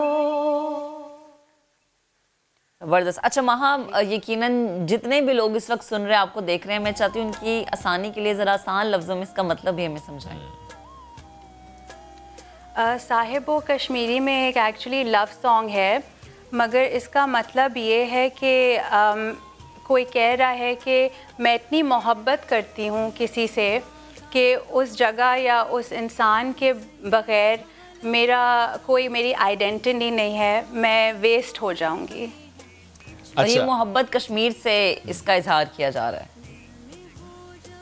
जी। अच्छा महा, एक्सक्यूज मी, मुझे ये आवाज़ अपने माइक में अच्छा वो जो इस वक्त बैकग्राउंड म्यूजिक है वो आपको वापस आ रहा होगा, हम इससे फिक्स कर देते हैं। प्लीज़ कंट्रोल रूम इसको देख लीजिएगा। महा, मुझे ये बताइएगा कि कितना दिल करता है कश्मीर जाने का, कितना दिल करता है मकबूजा वादी जाने का, कितना दिल करता है वहाँ की वादियों में घूमने फिरने का, कितना दिल करता है कि वहाँ पर अमन हो और हम यहाँ से बड़े आसानी से जा सकें, कि जन्नत है वो। बहुत ज़्यादा कश्मीर याद आता है। इनफैक्ट अब और भी ज़्यादा याद आता है और बार बार दिल करता है कि मैं कश्मीर जाऊं और अपने रिश्तेदारों से मिलूं स्पेशली। और अब एक एहसास हो गया है कि क्या जिस तरीके से हालात हैं आजकल कश्मीर के और जो इंडिया का जो हॉस्टिलिटी है टूवर्ड्स पाकिस्तान, तो क्या हमें जाने मिलेगा भी कभी, क्या हम कभी अपने रिश्तेदारों से मिल सकेंगे। और साथ में क्योंकि जब से 5 अगस्त से ये स्पेशल स्टेटस कश्मीर का रिवोक किया गया है, तो हम कश्मीरी सब्जेक्ट्स को जो एक स्पेशल एंट्री परमिट मिलता था कश्मीर ट्रैवल करने का, वो सारा सिलसिला भी बंद हो गया है, ख़त्म हो गया है फॉर द टाइम बीन। सो बहुत परेशानी होती है कि क्या हम वाकई में कभी कश्मीर ट्रैवल कर सकेंगे, क्योंकि वो मेरा एंसेस्ट्रल होम है, तो उसके साथ एक बहुत ही स्पेशल बॉन्ड है। एंड बड़ा अफसोस होता है और दर्द होता है कि इट्स वेरी अनफेयर कि हम नहीं जा पा रहे हैं। मोहब्बत का रिश्ता है आपका, ज़ाहिर है, और जिस तरह आपने कहा आपके रिश्तेदार वहाँ पर रहते हैं, आपका दिल करता है वहाँ जाना। बातचीत होती है वहाँ उनसे कभी, और अगर बातचीत होती है जब, तो वहाँ के हालात से मुतालिक, स्पेशली जब हम अगस्त 2019 के बाद के हालात वहाँ के देखते हैं, वो क्या बताते हैं आपको? और उसके बाद जिस तरीके से ये रिपोर्ट्स आती हैं कि वहाँ पर अब भारतीय जो हैं वो हिंदुओं को बसा रहे हैं और वो चाहते हैं कि वो जो एथनिक क्लींजिंग है वो हो, उसके बाद कितनी वहाँ पे परेशानी पाई जाती है? राब्ता तो होना वैसे ही बेइंतहा मुश्किल है। ओके। और अगर कभी मुश्किलों से किसी से राब्ता होता भी है तो हम नहीं पूछ सकते, और वो बताना चाहते भी नहीं हैं, उनको इतना डर लगता है। अच्छा। इंडिया की इतनी रिप्रेसिव पॉलिसीज़ हैं कि वो नहीं बता सकते कि हालात कैसे हैं। और यूजुअली राब्ता भी ज़्यादातर उन कश्मीरियों से होता है जो मकबूजा कश्मीर के बाहर हैं, और उन्हीं के थ्रू ज़्यादातर हालात का अंदाज़ा होता है। मगर हालात डेफिनेटली ख़राब हैं, क्योंकि अब आप देखें ना फ्रीडम ऑफ प्रेस है, ना ट्रांसपेरेंसी ऑफ न्यूज़ है, और साथ में जो हमें अपने बाहर कश्मीरी जानने वालों से ये जो न्यूज़ आ रही है कि बेइंतहा फेक इनकाउंटर्स हो रहे हैं। इंडियन जो मिलिट्री है उसकी कोशिश है कि हर दूसरे दिन जो है वो आम कश्मीरी सिविलियंस को ब्रांड करें एज रेडिकल एक्सट्रीमिस्ट एंड मुजाहिदीन, और उनको जो है इनकाउंटर्स, फेक इनकाउंटर्स करके मार देते हैं, और बाद में उनकी फैमिलीज़ प्रोटेस्ट कर रही होती हैं कि ये तो इनोसेंट थे, ये सिविलियंस थे, ये नॉर्मल लोकल्स थे। मगर यही कोशिश है भारत की कि वो दुनिया को ये दिखाएं कि ये पूरा कश्मीर जो है ये रेडिकल एक्सट्रीमिस्ट से भरा हुआ है, ताकि उनको इम्प्यूनिटी मिल जाए उधर ऑपरेशन और अपनी अट्रॉसिटीज़ करने की without any excuse, you know. बिल्कुल महा, और यही वो चीज़ है जिसके बारे में हम देखते हैं कि वज़ीर आज़म भी बारहा मुख्तलिफ प्लेटफॉर्म्स पर बात करते हैं, अपने आप को कश्मीर का सफ़ीर कहते हैं। बेहद शुक्रिया, आप हमारे साथ मौजूद थी, और हम चाहते हैं कि ये चेहरा देखें। तभी तो कहा गया है कि कुदरत का करिश्मा है मेरा कश्मीर, आओ दोज़ख में डूबी हुई जन्नत देखो। ये जन्नत वो है जिसे ज़मीन पर हम ये कहते हैं कि खुदा का एक करिश्मा है कि वहाँ के मकाम, वहाँ की वादियाँ, लेकिन क्या है वहाँ पर आवाज़ उठाने की आज़ादी नहीं है। और इसी आज़ादी के लिए जिद्दोजहद जारी रखे हुए हैं गुज़श्ता कई सालों से, और ये जिद्दोजहद आज़ादी हमेशा जारी रहेगी उस वक्त तक जब तक कश्मीरियों को हक़ नहीं मिलेगा आज़ादी की फ़ज़ा में सांस लेने का। आगे बढ़ते हैं और बात कर लेते हैं अब ज़रा खेल की। क्रिकेट के मैदान का रुख कर लेते हैं, क्योंकि आज हम देख रहे हैं कि रावलपिंडी मैदान में दूसरा दिन है हमारे जो शाहीन है वो है, और आगाज़ आपने कहा मेरे फेवरेट ना, चले वो तो चले गए वापस, आपने कहा कि आगाज़ अच्छा नहीं था, नॉट मारने में श्वेब भी चली है। फवाद आलम की भी ताज़ा खबर आ रही है कि वो भी पवेलियन वापस लौट गए हैं। 149 for 5 is the latest update for the match. और इसके साथ साथ बताएं कि अगर पहले दिन की बात करें, नहीं कल की बात करें, तो पाकिस्तान ने 3 विकेटों पर 145 रन बनाए थे, और टॉप ऑर्डर हमें नाकाम दिखाई दिया था। ओपनर आबिद अली वो फ्लॉप हुए थे, इमरान बट ने 15 स्कोर बनाए, और अजहर अली ने खाता ही नहीं खोला, वापस चले गए। अच्छा जी, 22 रन पर 3 विकेटें गिरने के बाद फवाद आलम और कप्तान बन गए चट्टान, लेकिन वो कल तक का मामला था, आज ऐसा नहीं है। 123 रन की उनकी पार्टनरशिप कल तक रही थी, और आज का दिन बुरा आगाज़ थोड़ा सा हुआ। दूसरी बॉल पर कप्तान बाबर आजम पवेलियन लौट के नज़र लग गई है। जनाब, मैं तो यही कहूँगा कि आईसीसी ने जो सवाल किया उस पर इतनी तारीफ हो गई, कवर ड्राइव के बादशाह करार दे दिए गए, विराट कोहली को क्रॉस कर गए, तो फिर नज़र तो लग जाती है, ज़ाहिर है ऐसा हो जाता है। तो कोई बात नहीं, next time hill play better. 77 run की इनिंग्स उन्होंने जनाब खेली, और फवाद आलम वो भी 45 रन बनाकर रन आउट हो चुके हैं। चूँकि आज दूसरा दिन है, स्टिल हमारी एक्सपेक्टेशंस जो ज़ाहिर है वो हाई होती ही हैं। हम स्टिल एक्सपेक्ट करें कि हम ये जीतेंगे इंशाल्लाह, और अच्छा ही खेल होगा। हमें ज्वाइन करें इस वक्त कामरान अकमल साहब, उनसे हम तज्जिया लेंगे कामरान साहब, good morning and welcome to the show. तो आबिद अली साहब से मुतालिक सबसे पहले कमेंट चाहिए मुझे आपका। उनकी परफॉर्मेंस थोड़ी मायूस कुन रही, तनकीद की जा रही है उनकी परफॉर्मेंस को लेकर। आपको क्या लगता है उनकी परफॉर्मेंस को देखते हुए क्या खतरे की घंटी बजना शुरू हो गई है उनके लिए? जी बिल्कुल, डेफिनेटली बड़े लकी हैं। मैंने पहले भी कहा कि जितने भी प्लेयर्स खेल रहे हैं इतना खुला चांस मिल रहा है। ठीक है, कामरान हमारे साथ मौजूद हैं और हमारा राबता उनसे वापस बहाल हो गया है। मैं चाहता अगर आबिद अली से मुतालिक पहले सारा कमेंट कर लें प्लीज सर, और उसकी उनकी परफॉर्मेंस पर। जी बिल्कुल, डेफिनेटली बड़े लकी हैं। मैंने पहले भी कहा कि जितने भी प्लेयर्स खेल रहे हैं इतना खुला चांस मिल रहा है, लेकिन अपॉर्चुनिटी मिल रही है, चांस मिल रहे हैं, अवेल नहीं हो रही। कोशिश तो कर रहे हैं as a player, Abid Ali भी कर रहा है। जैसे उसने स्टार्ट किया इंटरनेशनल क्रिकेट में, टेस्ट क्रिकेट में, वैसी वो परफॉर्मेंस कंटिन्यू नहीं कर सका। अनफॉर्चुनेट मैं बोलूँगा कि वो परफॉर्मेंस जो एक चाहिए थे as a opener Pakistan team को, वैसा डिलीवर नहीं कर सका। लेकिन ये है कि डेफिनेटली अब इस टेस्ट मैच में अगर दोबारा बारी आएगी तो 100 करना या बड़ा स्कोर करना बड़ा ज़रूरी है। लास्ट मौका होगा उसके पास। अगर बारी नहीं आएगी तो फिर सिलेक्टर सोचेंगे अगली सीरीज़ में कोई नया ओपनर, जैसे ओपनर इमामुल हक इंजर्ड है, वो इस स्क्वाड का हिस्सा नहीं है। फिर शान मसूद ड्रॉप हुए हैं डोमेस्टिक में आके, उसने फिर 2 सैंकड़े लगाए हैं, 100 किए हैं, बड़ी परफॉर्मेंस दिखाई है, फॉर्म दिखाई है अपनी। फिर उनके मुतालिक सोचा जाएगा दोबारा।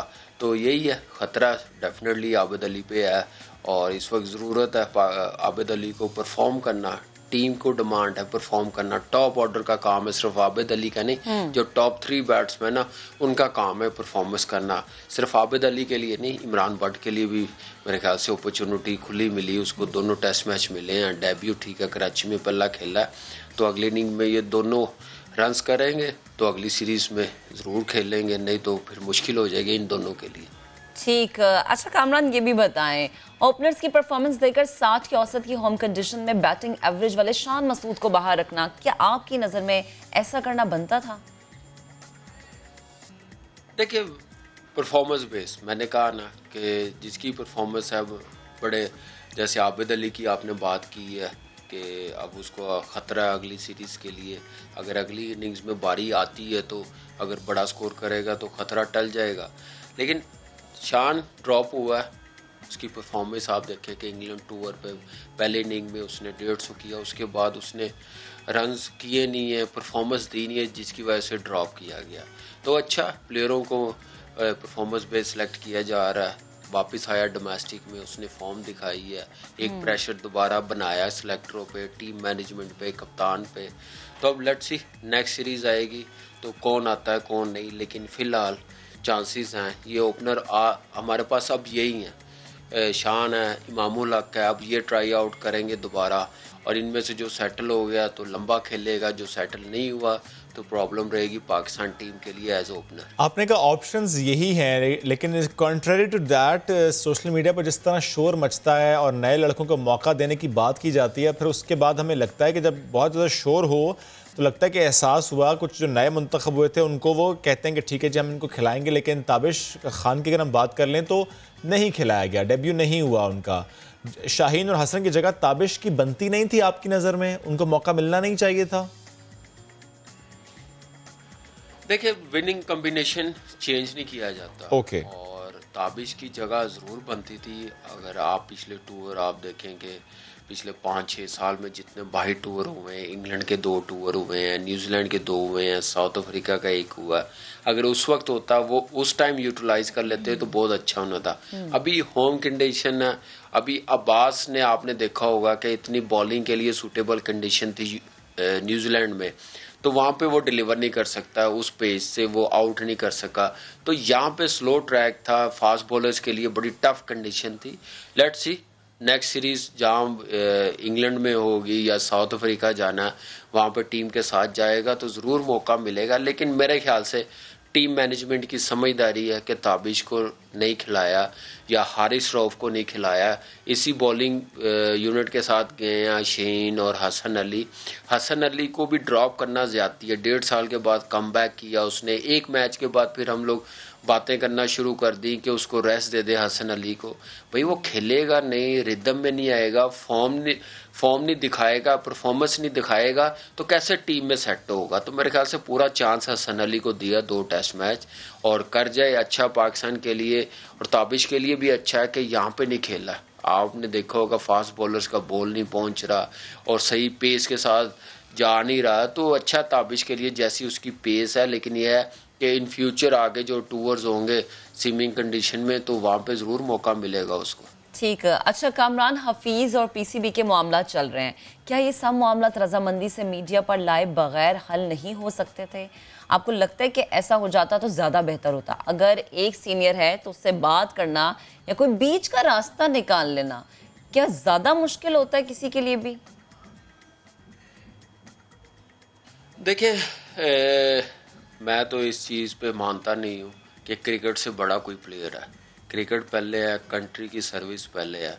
हफीज़ ने जितने कुछ हमारे सीनियर प्लेयरों ने स्टेटमेंट भी दी है, हफीज़ ने प्रेफर की है T10 लीग। मेरे ख्याल से हफीज़ को जितने कॉन्ट्रैक्ट्स मिले हैं, अभी इंग्लैंड टूर्स पे जब उसका कमबैक हुआ, बांग्लादेश सीरीज़ पे हुआ, उसका CPL में भी कॉन्ट्रैक्ट हुआ था, ग्लोबल लीग कनाडा में वहाँ पे भी हुआ था, वो छोड़ा उसने नेशनल ड्यूटी के लिए।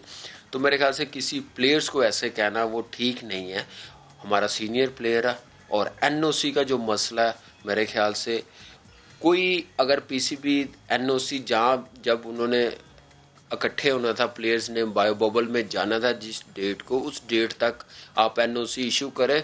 बाकी प्लेयर्स उसके बाद ना आए तो फिर आप कहें कि आप उसको फिर दोबारा टीम में ले ना। ये होता है मेरे ख्याल से NOC देने का तरीका।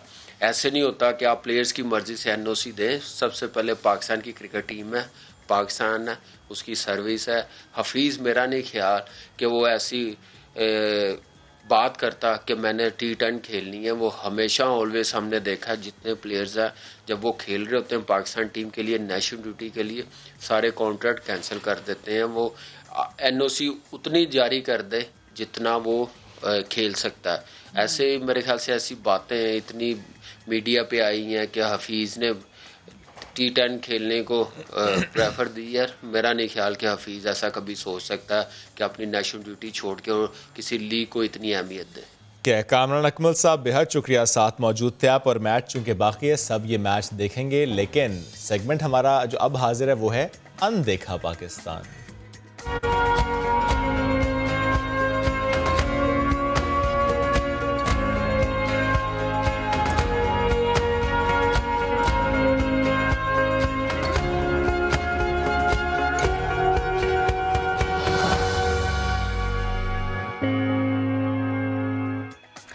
तो जनाब अनदेखा पाकिस्तान में आज आपको दिखाएंगे एक ऐसे रेलवे स्टेशन की कहानी जहां लोग आते हैं, बैठक भी लगती है, पटरी भी है, लेकिन क्या होता है यहाँ पे सिर्फ ट्रेनें नहीं रुकती। क्यों?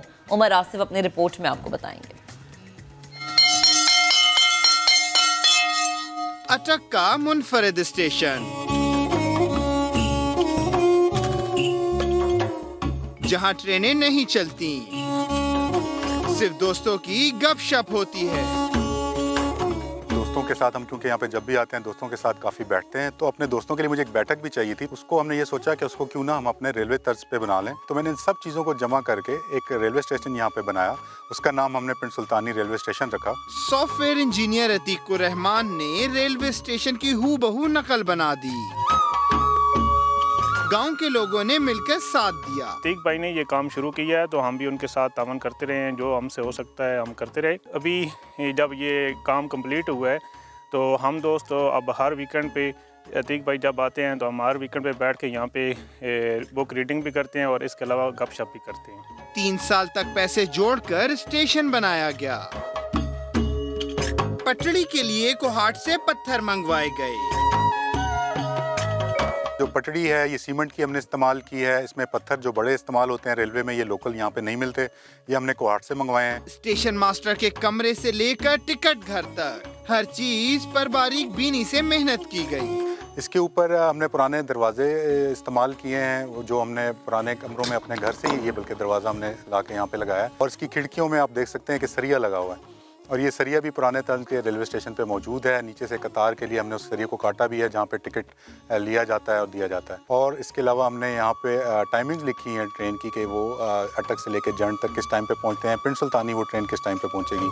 पिंड सुल्तानी का ये स्टेशन अब लोगों के नाम कर दिया गया, कोई टिकट नहीं। आने वाले हर विजिटर को रेलवे की तारीख सुनाई जाती है। जब भी लोग आते हैं हम उनको ज़रूर गाइड करते हैं रेलवे की तारीख के बारे में, जो कुछ हमने यहाँ पे बनाया है वो कैसे बनाया, इस सारे पे गाइड करते हैं, ये क्यों बनाया, जैसा कि हमें खुद भी शौक है तो उनको भी हम इस पे सारी मालूमात देते हैं। ये रेलवे स्टेशन पाकिस्तान के किसी गाँव में पहला पिकनिक स्पॉट बन चुका है। यहाँ मैं अपने दोस्तों के साथ आती हूँ और यहाँ पर हम लोग बैठ के किताबों का मुताला भी करते हैं और उसके अलावा खेलते भी हैं। हमारे गांव में कोई एंटरटेनमेंट प्लेस नहीं है, इस वजह से हम लोग यहाँ जब आते हैं तो हमारी पिकनिक भी हो जाती है और हमें बहुत मज़ा भी आता है। यहाँ कमी है तो सिर्फ रेलगाड़ी और इंजन की है कि यहाँ पे हम पुराना रेलवे का इंजन खड़ा करना चाहते हैं और वो हम खुद से नहीं बना सकते। उसके लिए हमें रेलवे, पाकिस्तान रेलवे से ही मदद दरकार होगी कि वो यहाँ पे आएँ, खुद देखें और यहाँ पे हम एक पुराना स्टीम इंजन रखने के लिए दें डिस्प्ले के लिए, जिसको हम रंग रोगन करके यहाँ पे लोगों के इंटरेस्ट के लिए रख सकें। अतीक को उम्मीद है कि इस गांव में कायम एक छोटी सी इमारत तरक्की का रास्ता खोलेगी। मुनफरिद बैठक की तामीर की सूरत अपने इलाके से खूबसूरत मोहब्बत का इजहार। अतीकुर रहमान की ये काविश काबिल तारीफ भी है और दूसरों के लिए काबिल तकलीद भी। कैमरामैन सैयद वाजिद अली के साथ उमर आसिफ, समा, पिंड सुल्तानी, अटक।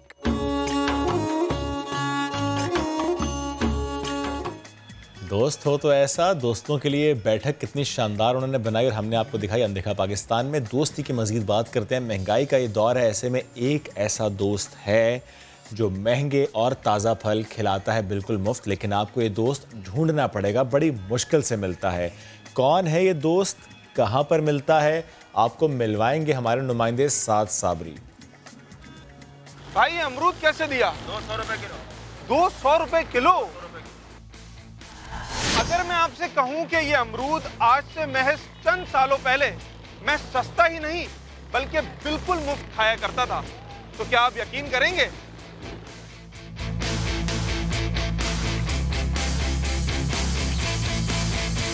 जी हां, आज से चंद साल पहले गली मोहल्लों में अमरूद, बादाम और चीकू और आम के दरख्त जगह जगह नजर आते थे, जिनके साए और फल जिंदगी को तरोताजा रखते थे। मेरे घर के सामने जो है आम का दरख्त था, वो जो उसके बराबर वाली गली में चीकू का और बादाम के दरख्त थे, और उसके आगे जो आप देख रहे थे वहाँ पे जो है अमरूद का दरख्त, हम तो चलते फिरते तोड़ के खा लेते थे।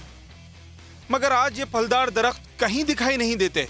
जो दरख्त रह गए हैं उन्हें भी तेजी से काटा जा रहा है।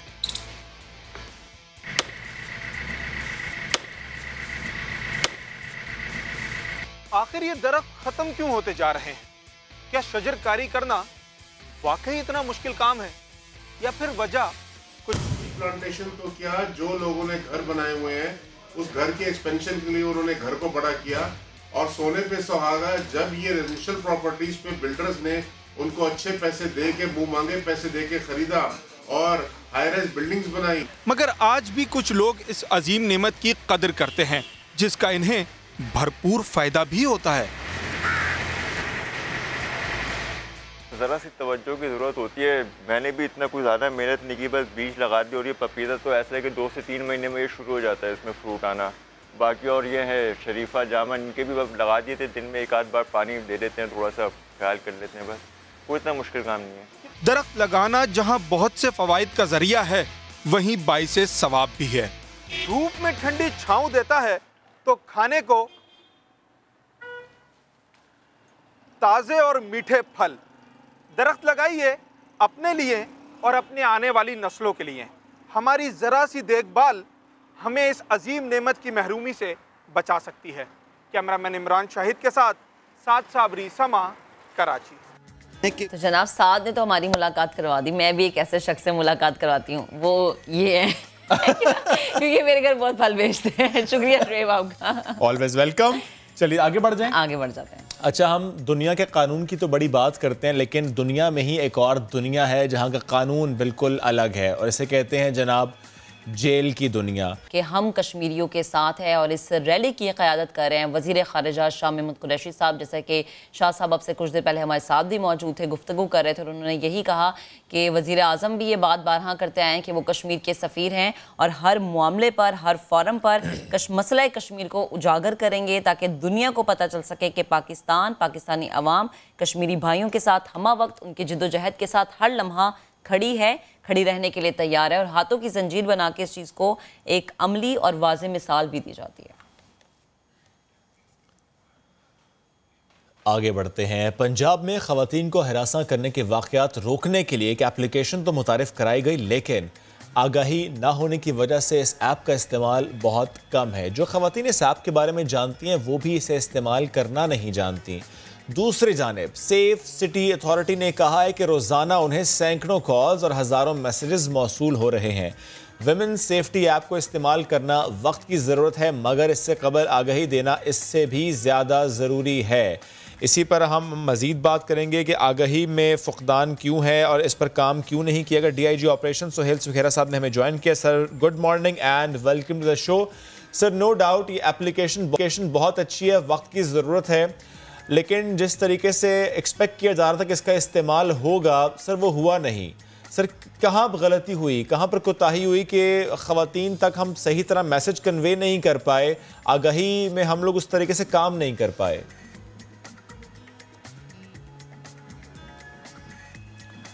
जी बिस्मिल्लाहिर्रहमानिर्रहीम, अस्सलाम वालेकुम। सबसे पहले तो मैं आपका बड़ा शुक्रगुजार हूँ कि आपने हमें टाइम दिया, और ये एक ऐप जो हमारी बच्चियों के लिए, हमारी बहनों के लिए, उनकी प्रोटेक्शन के लिए हमारे IG पंजाब इनाम गनी साहब ने इंट्रोड्यूस करवाई है, तो उसकी आपने एक्नॉलेजमेंट की है। आपकी बात बिल्कुल दुरुस्त है कि अभी ये बहुत ज़्यादा वाइड स्प्रेड नहीं है, इसके नॉलेज अभी महदूद है, लेकिन हम इस पे एफर्ट कर रहे हैं। ये बिल्कुल रिसेंटली अभी इंट्रोड्यूस हुई है, ये हमारे वेबसाइट पे अवेलेबल है, और आप ये भी बजा फरमा रहे हैं कि इसकी तशहीर जिस तरह होनी चाहिए उस तरह अभी नहीं हुई, लेकिन इस पे हम कैंपेन लॉन्च कर रहे हैं।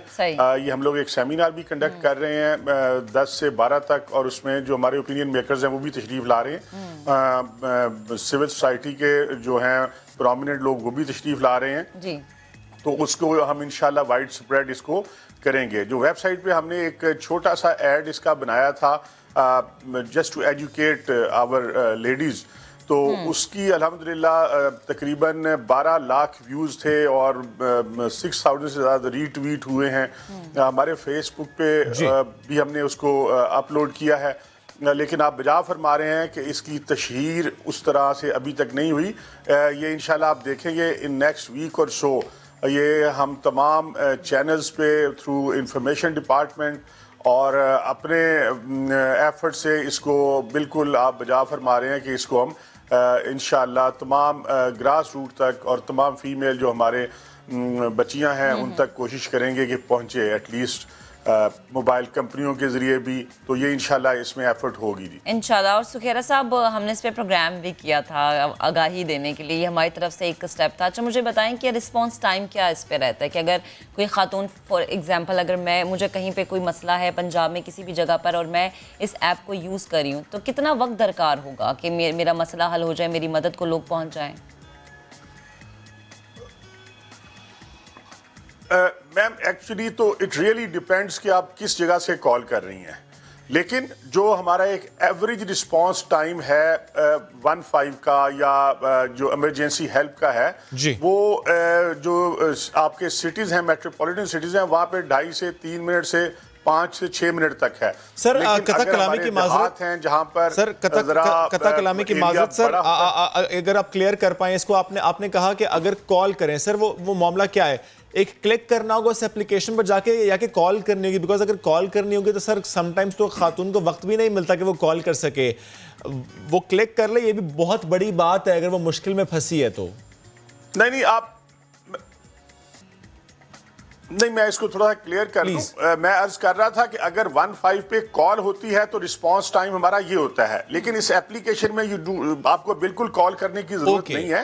एक बटन है जिसमें आपके 4 से 5 अजीज होंगे जो आपके रिलेटिव्स होंगे जिनके नंबर फेड होंगे। इसी तरह जब वो एक बटन होगा जिसे प्रेस करेंगी तो ये तमाम को साइमल्टेनियसली इंफॉर्मेशन डिसिमिनेट हो जाएगी कि जो आपके रिलेटिव हैं या बच्ची है, बेटी है, बहन है, वो शी इज़ इन ट्रबल और शी नीड्स योर हेल्प। तो वो at the same time police को भी मैसेज चला जाएगा, उनके रिलेटिव्स को भी चला जाएगा। तो जो रिस्पांस आपने पूछा था उसमें मैं अर्ज कर रहा था कि अगर सिटी में 15 पे कॉल होती है तो उसका रिस्पांस टाइम 4 से 5 मिनट है। असल में जिस वजह से हमने इसको डिवाइस किया था एप्लीकेशन, जो कि वो सियालकोट वाला मोटर वाला इंसिडेंट था, तो उसमें भी जब पुलिस को कॉल गई है 15 पे तो तकरीबन 2.25 मिनट में पुलिस वाज देयर, जिससे फायर किया, व्हाटएवर हैपन, वो अपना द थिंग्स आर ठीक है, वो बंदे अरेस्ट हुए, व्हाटएवर ठीक है। लेकिन जो रिस्पांस टाइम है उसका इंशाल्लाह ये with in few minutes police assistance आपके पास होगी इंशाल्लाह। यानी इसमें भी फ्यू मिनट्स है, 15 पे आप कॉल कर रहे हैं, उसमें भी आप कह रहे हैं मैक्सिमम 6 मिनट है। ठीक है सोहेल सुखेरा साहब, बेहद शुक्रिया आपका, आप गुफ्तगू गए और जो ये एक स्टेप लिया गया है इसके लिए स्टेप तो ले लिए, लेकिन ज़रूरी है कि आप आगाही पैदा करें, क्योंकि जब आप आगाही पैदा नहीं कर सकते तो उस एप्लीकेशन का क्या फायदा। लेकिन डेफिनेटली वो कह रहा है उस पर काम किया जाएगा, उस पर काम किया जाएगा। एनीवेज हमें क्विक ब्रेक लेनी है, जब ब्रेक से वापस आएंगे तो कोहाला ब्रिज आपको एक बार फिर लेकर चलेंगे, लेकिन ब्रेक के बाद stay with us. Welcome back. तो जनाब ये दुनिया जहाँ पर हम रहते हैं, इस दुनिया में एक और दुनिया जब हम आपको वहाँ की सैर करवाएंगे, वो दुनिया है जेल की, जहाँ कानून, रहना सहना सब कुछ मुख्तलिफ है। इस दुनिया पर हमारे नुमाइंदे शाहनवाज अली कादरी ने एक रिपोर्ट तैयार की, आज देखते हैं। जेल का ख्याल जहन में आते ही जालिम जेलर, पतली दाल और पुरतशद्दुद माहौल का तस्वुर आता है। ये क्या हकीकत है या फसाना? चलें आज हम आपको दिखाते हैं।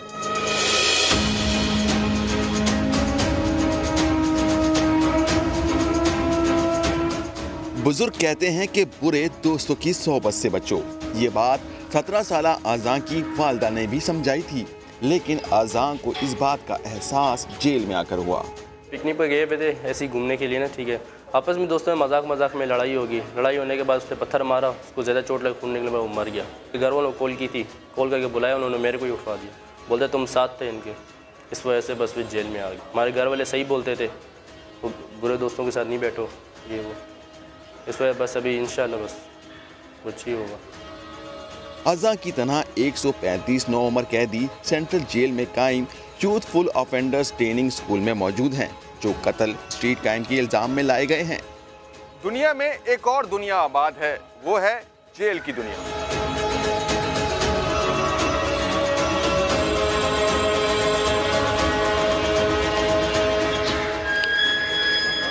इस दुनिया के कानून भी अलग हैं। सुबह 7 बजे उठना, 10 बजे स्कूल, फिर बच्चों को नमाज भी सिखाई जाती है। तो ये कितनी शर्तें हो गई? 6। पहली क्या है? 5 इस्तिक़बाल क़िबला किसे कहते हैं? काबे शरीफ की ज़बान। जेल इंतजामिया दावा करती है कि बच्चों को जेल में मयारी खाना दिया जाता है। जालिम जेलर की बातें माजी का किस्सा हैं। ये जेल नहीं बल्कि इसे स्कूल का दर्जा दे दिया गया है। खाना जो है हमारे पास एक एवरेज घर के से भी अच्छा खाना मिलता है, जो बाहर लोग खाते हैं अपने घरों में, उससे भी अच्छा खाना मिल रहा है। हफ्ते में 3 दिन चिकन है, 2 दिन बीफ है, 1 दिन पुलाव, बीफ पुलाव, और 2 दिन जो है मिक्स सब्जी है, और बाकायदा टेस्ट फुल खाना है। जेल में बच्चों के लिए तिबी सहूलियात का भी इंतजाम है। फिटनेस के लिए जिम भी है, कंप्यूटर की तालीम भी दी जाती है।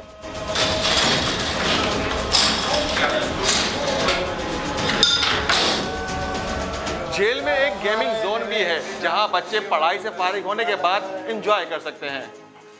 इस जेल में 16 से 18 साल तक के बच्चों को रखा जाता है। 18 साल के बाद बच्चों को सेंट्रल जेल मुंतकिल कर दिया जाता है।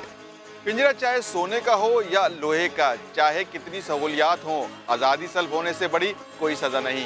कैमरामैन इमरान शाहिद के साथ शाहनवाज अली, समा, कराची।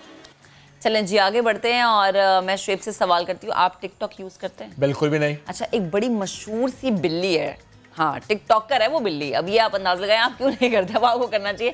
बिल्ली टिकटॉकर है जनाब। वैसे तो हम बड़े इंसानी टिकटॉकर्स की बात करते हैं, बिल्ली कमा के दे रही है। बिल्ली टिकटॉकर है और कैसे कमा के दे रही है, लेकिन हुआ दरमियान में कुछ ये कि वो गुम हो गई ना, लापता हो गई। लेकिन वो गुम हुई कि चोरी हुई? हाँ, ये देखें, ये सवालिया निशान है। अब जब हम इनके मालिक से बात करेंगे तो तस्वीर जरा और वाज़ेह। अपनी मर्जी से गई थी, कोई चोरी करके ले गया था? अपनी मर्जी से नहीं। अच्छा, वैसे ये है कि बिल्लियां नहीं जाती अपनी मर्जी से, उसको आप छोड़ भी है ना, वापस आ जाती है। ये बात तो आपकी दुरुस्त है, लेकिन अभी मैं कल ही खबर पढ़ा था कि टिकटॉक ने एक नई पॉलिसी मुतारिफ कराई है। उसमें एज ब्रैकेट उन्होंने कहा, if I am not wrong, तो शायद 13 इयर्स है वो, कि उससे कम उम्र के जो शख्स बिल्ली की भी एज पूछ जाएगी। मैं इसी में आपसे सवाल करने लगा था कि अगर 13 साल से कम उम्र के लोग टिकटॉक यूज नहीं कर सकते, ये बिल्ली कैसे करेगी यूज? इस बिल्ली का नाम क्या है, ये भी हम आगे चलकर पूछेंगे। लेकिन बिल्ली की कीमत है 1,20,000 रुपए की। क्यूट तो होगी माशाल्लाह। फिर इस कीमत में भी हम कहते हैं कि माशाल्लाह क्या कीमत है।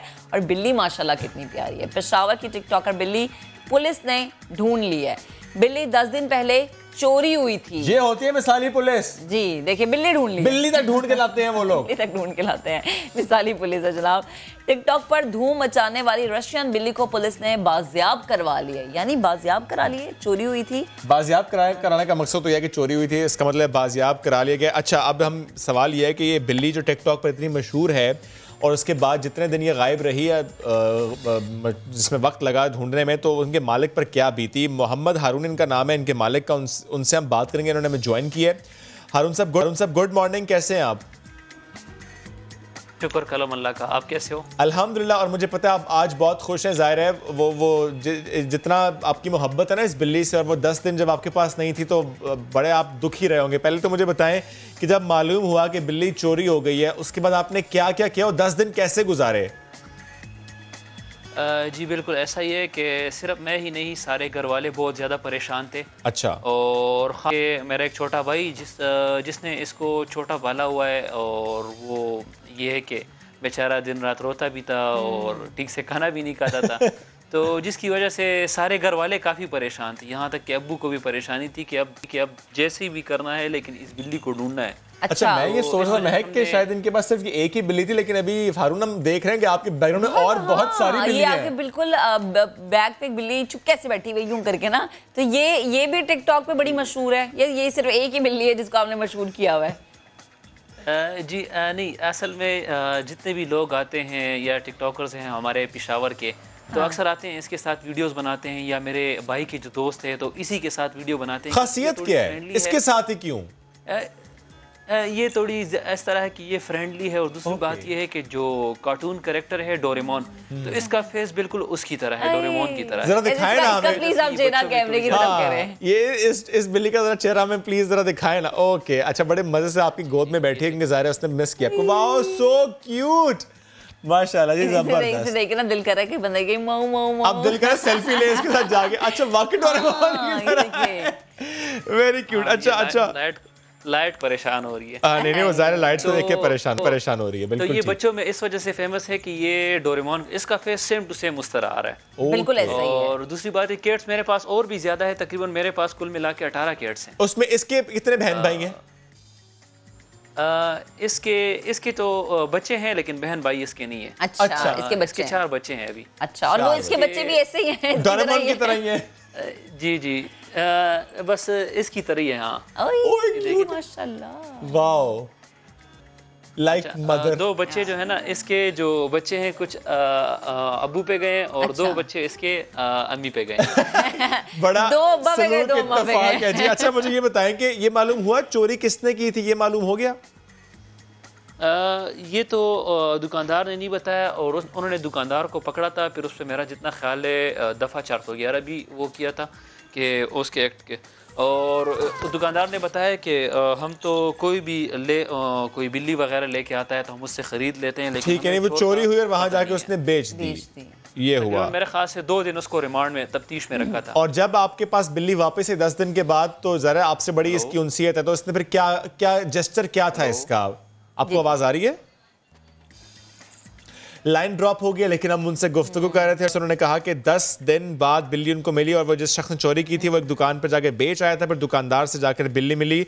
जिस तरह इन्होंने खाना नहीं खाया, कि घर वालों ने खाना नहीं खाया, मैं श्योर उस बिल्ली ने भी इनको बहुत ज़्यादा मिस किया होगा, उसने भी कुछ खाया नहीं होगा। लेकिन चूंकि अब वक्त हो गया ख़त्म, आप हमसे बात करते हैं, बेहद शुक्रिया, बड़ा अच्छा लगा आपसे बात करें। सिर्फ एक बिल्ली नहीं, बिल्ली को देखे और भी बड़ी प्यारी प्यारी सी बिल्लियां, छोटी छोटी सी बिल्लियां। बच्चे कितने प्यारे हैं। यस, 2 अब्बा पे 2 अम्मा पे, एक दो ले लेंचे हुए।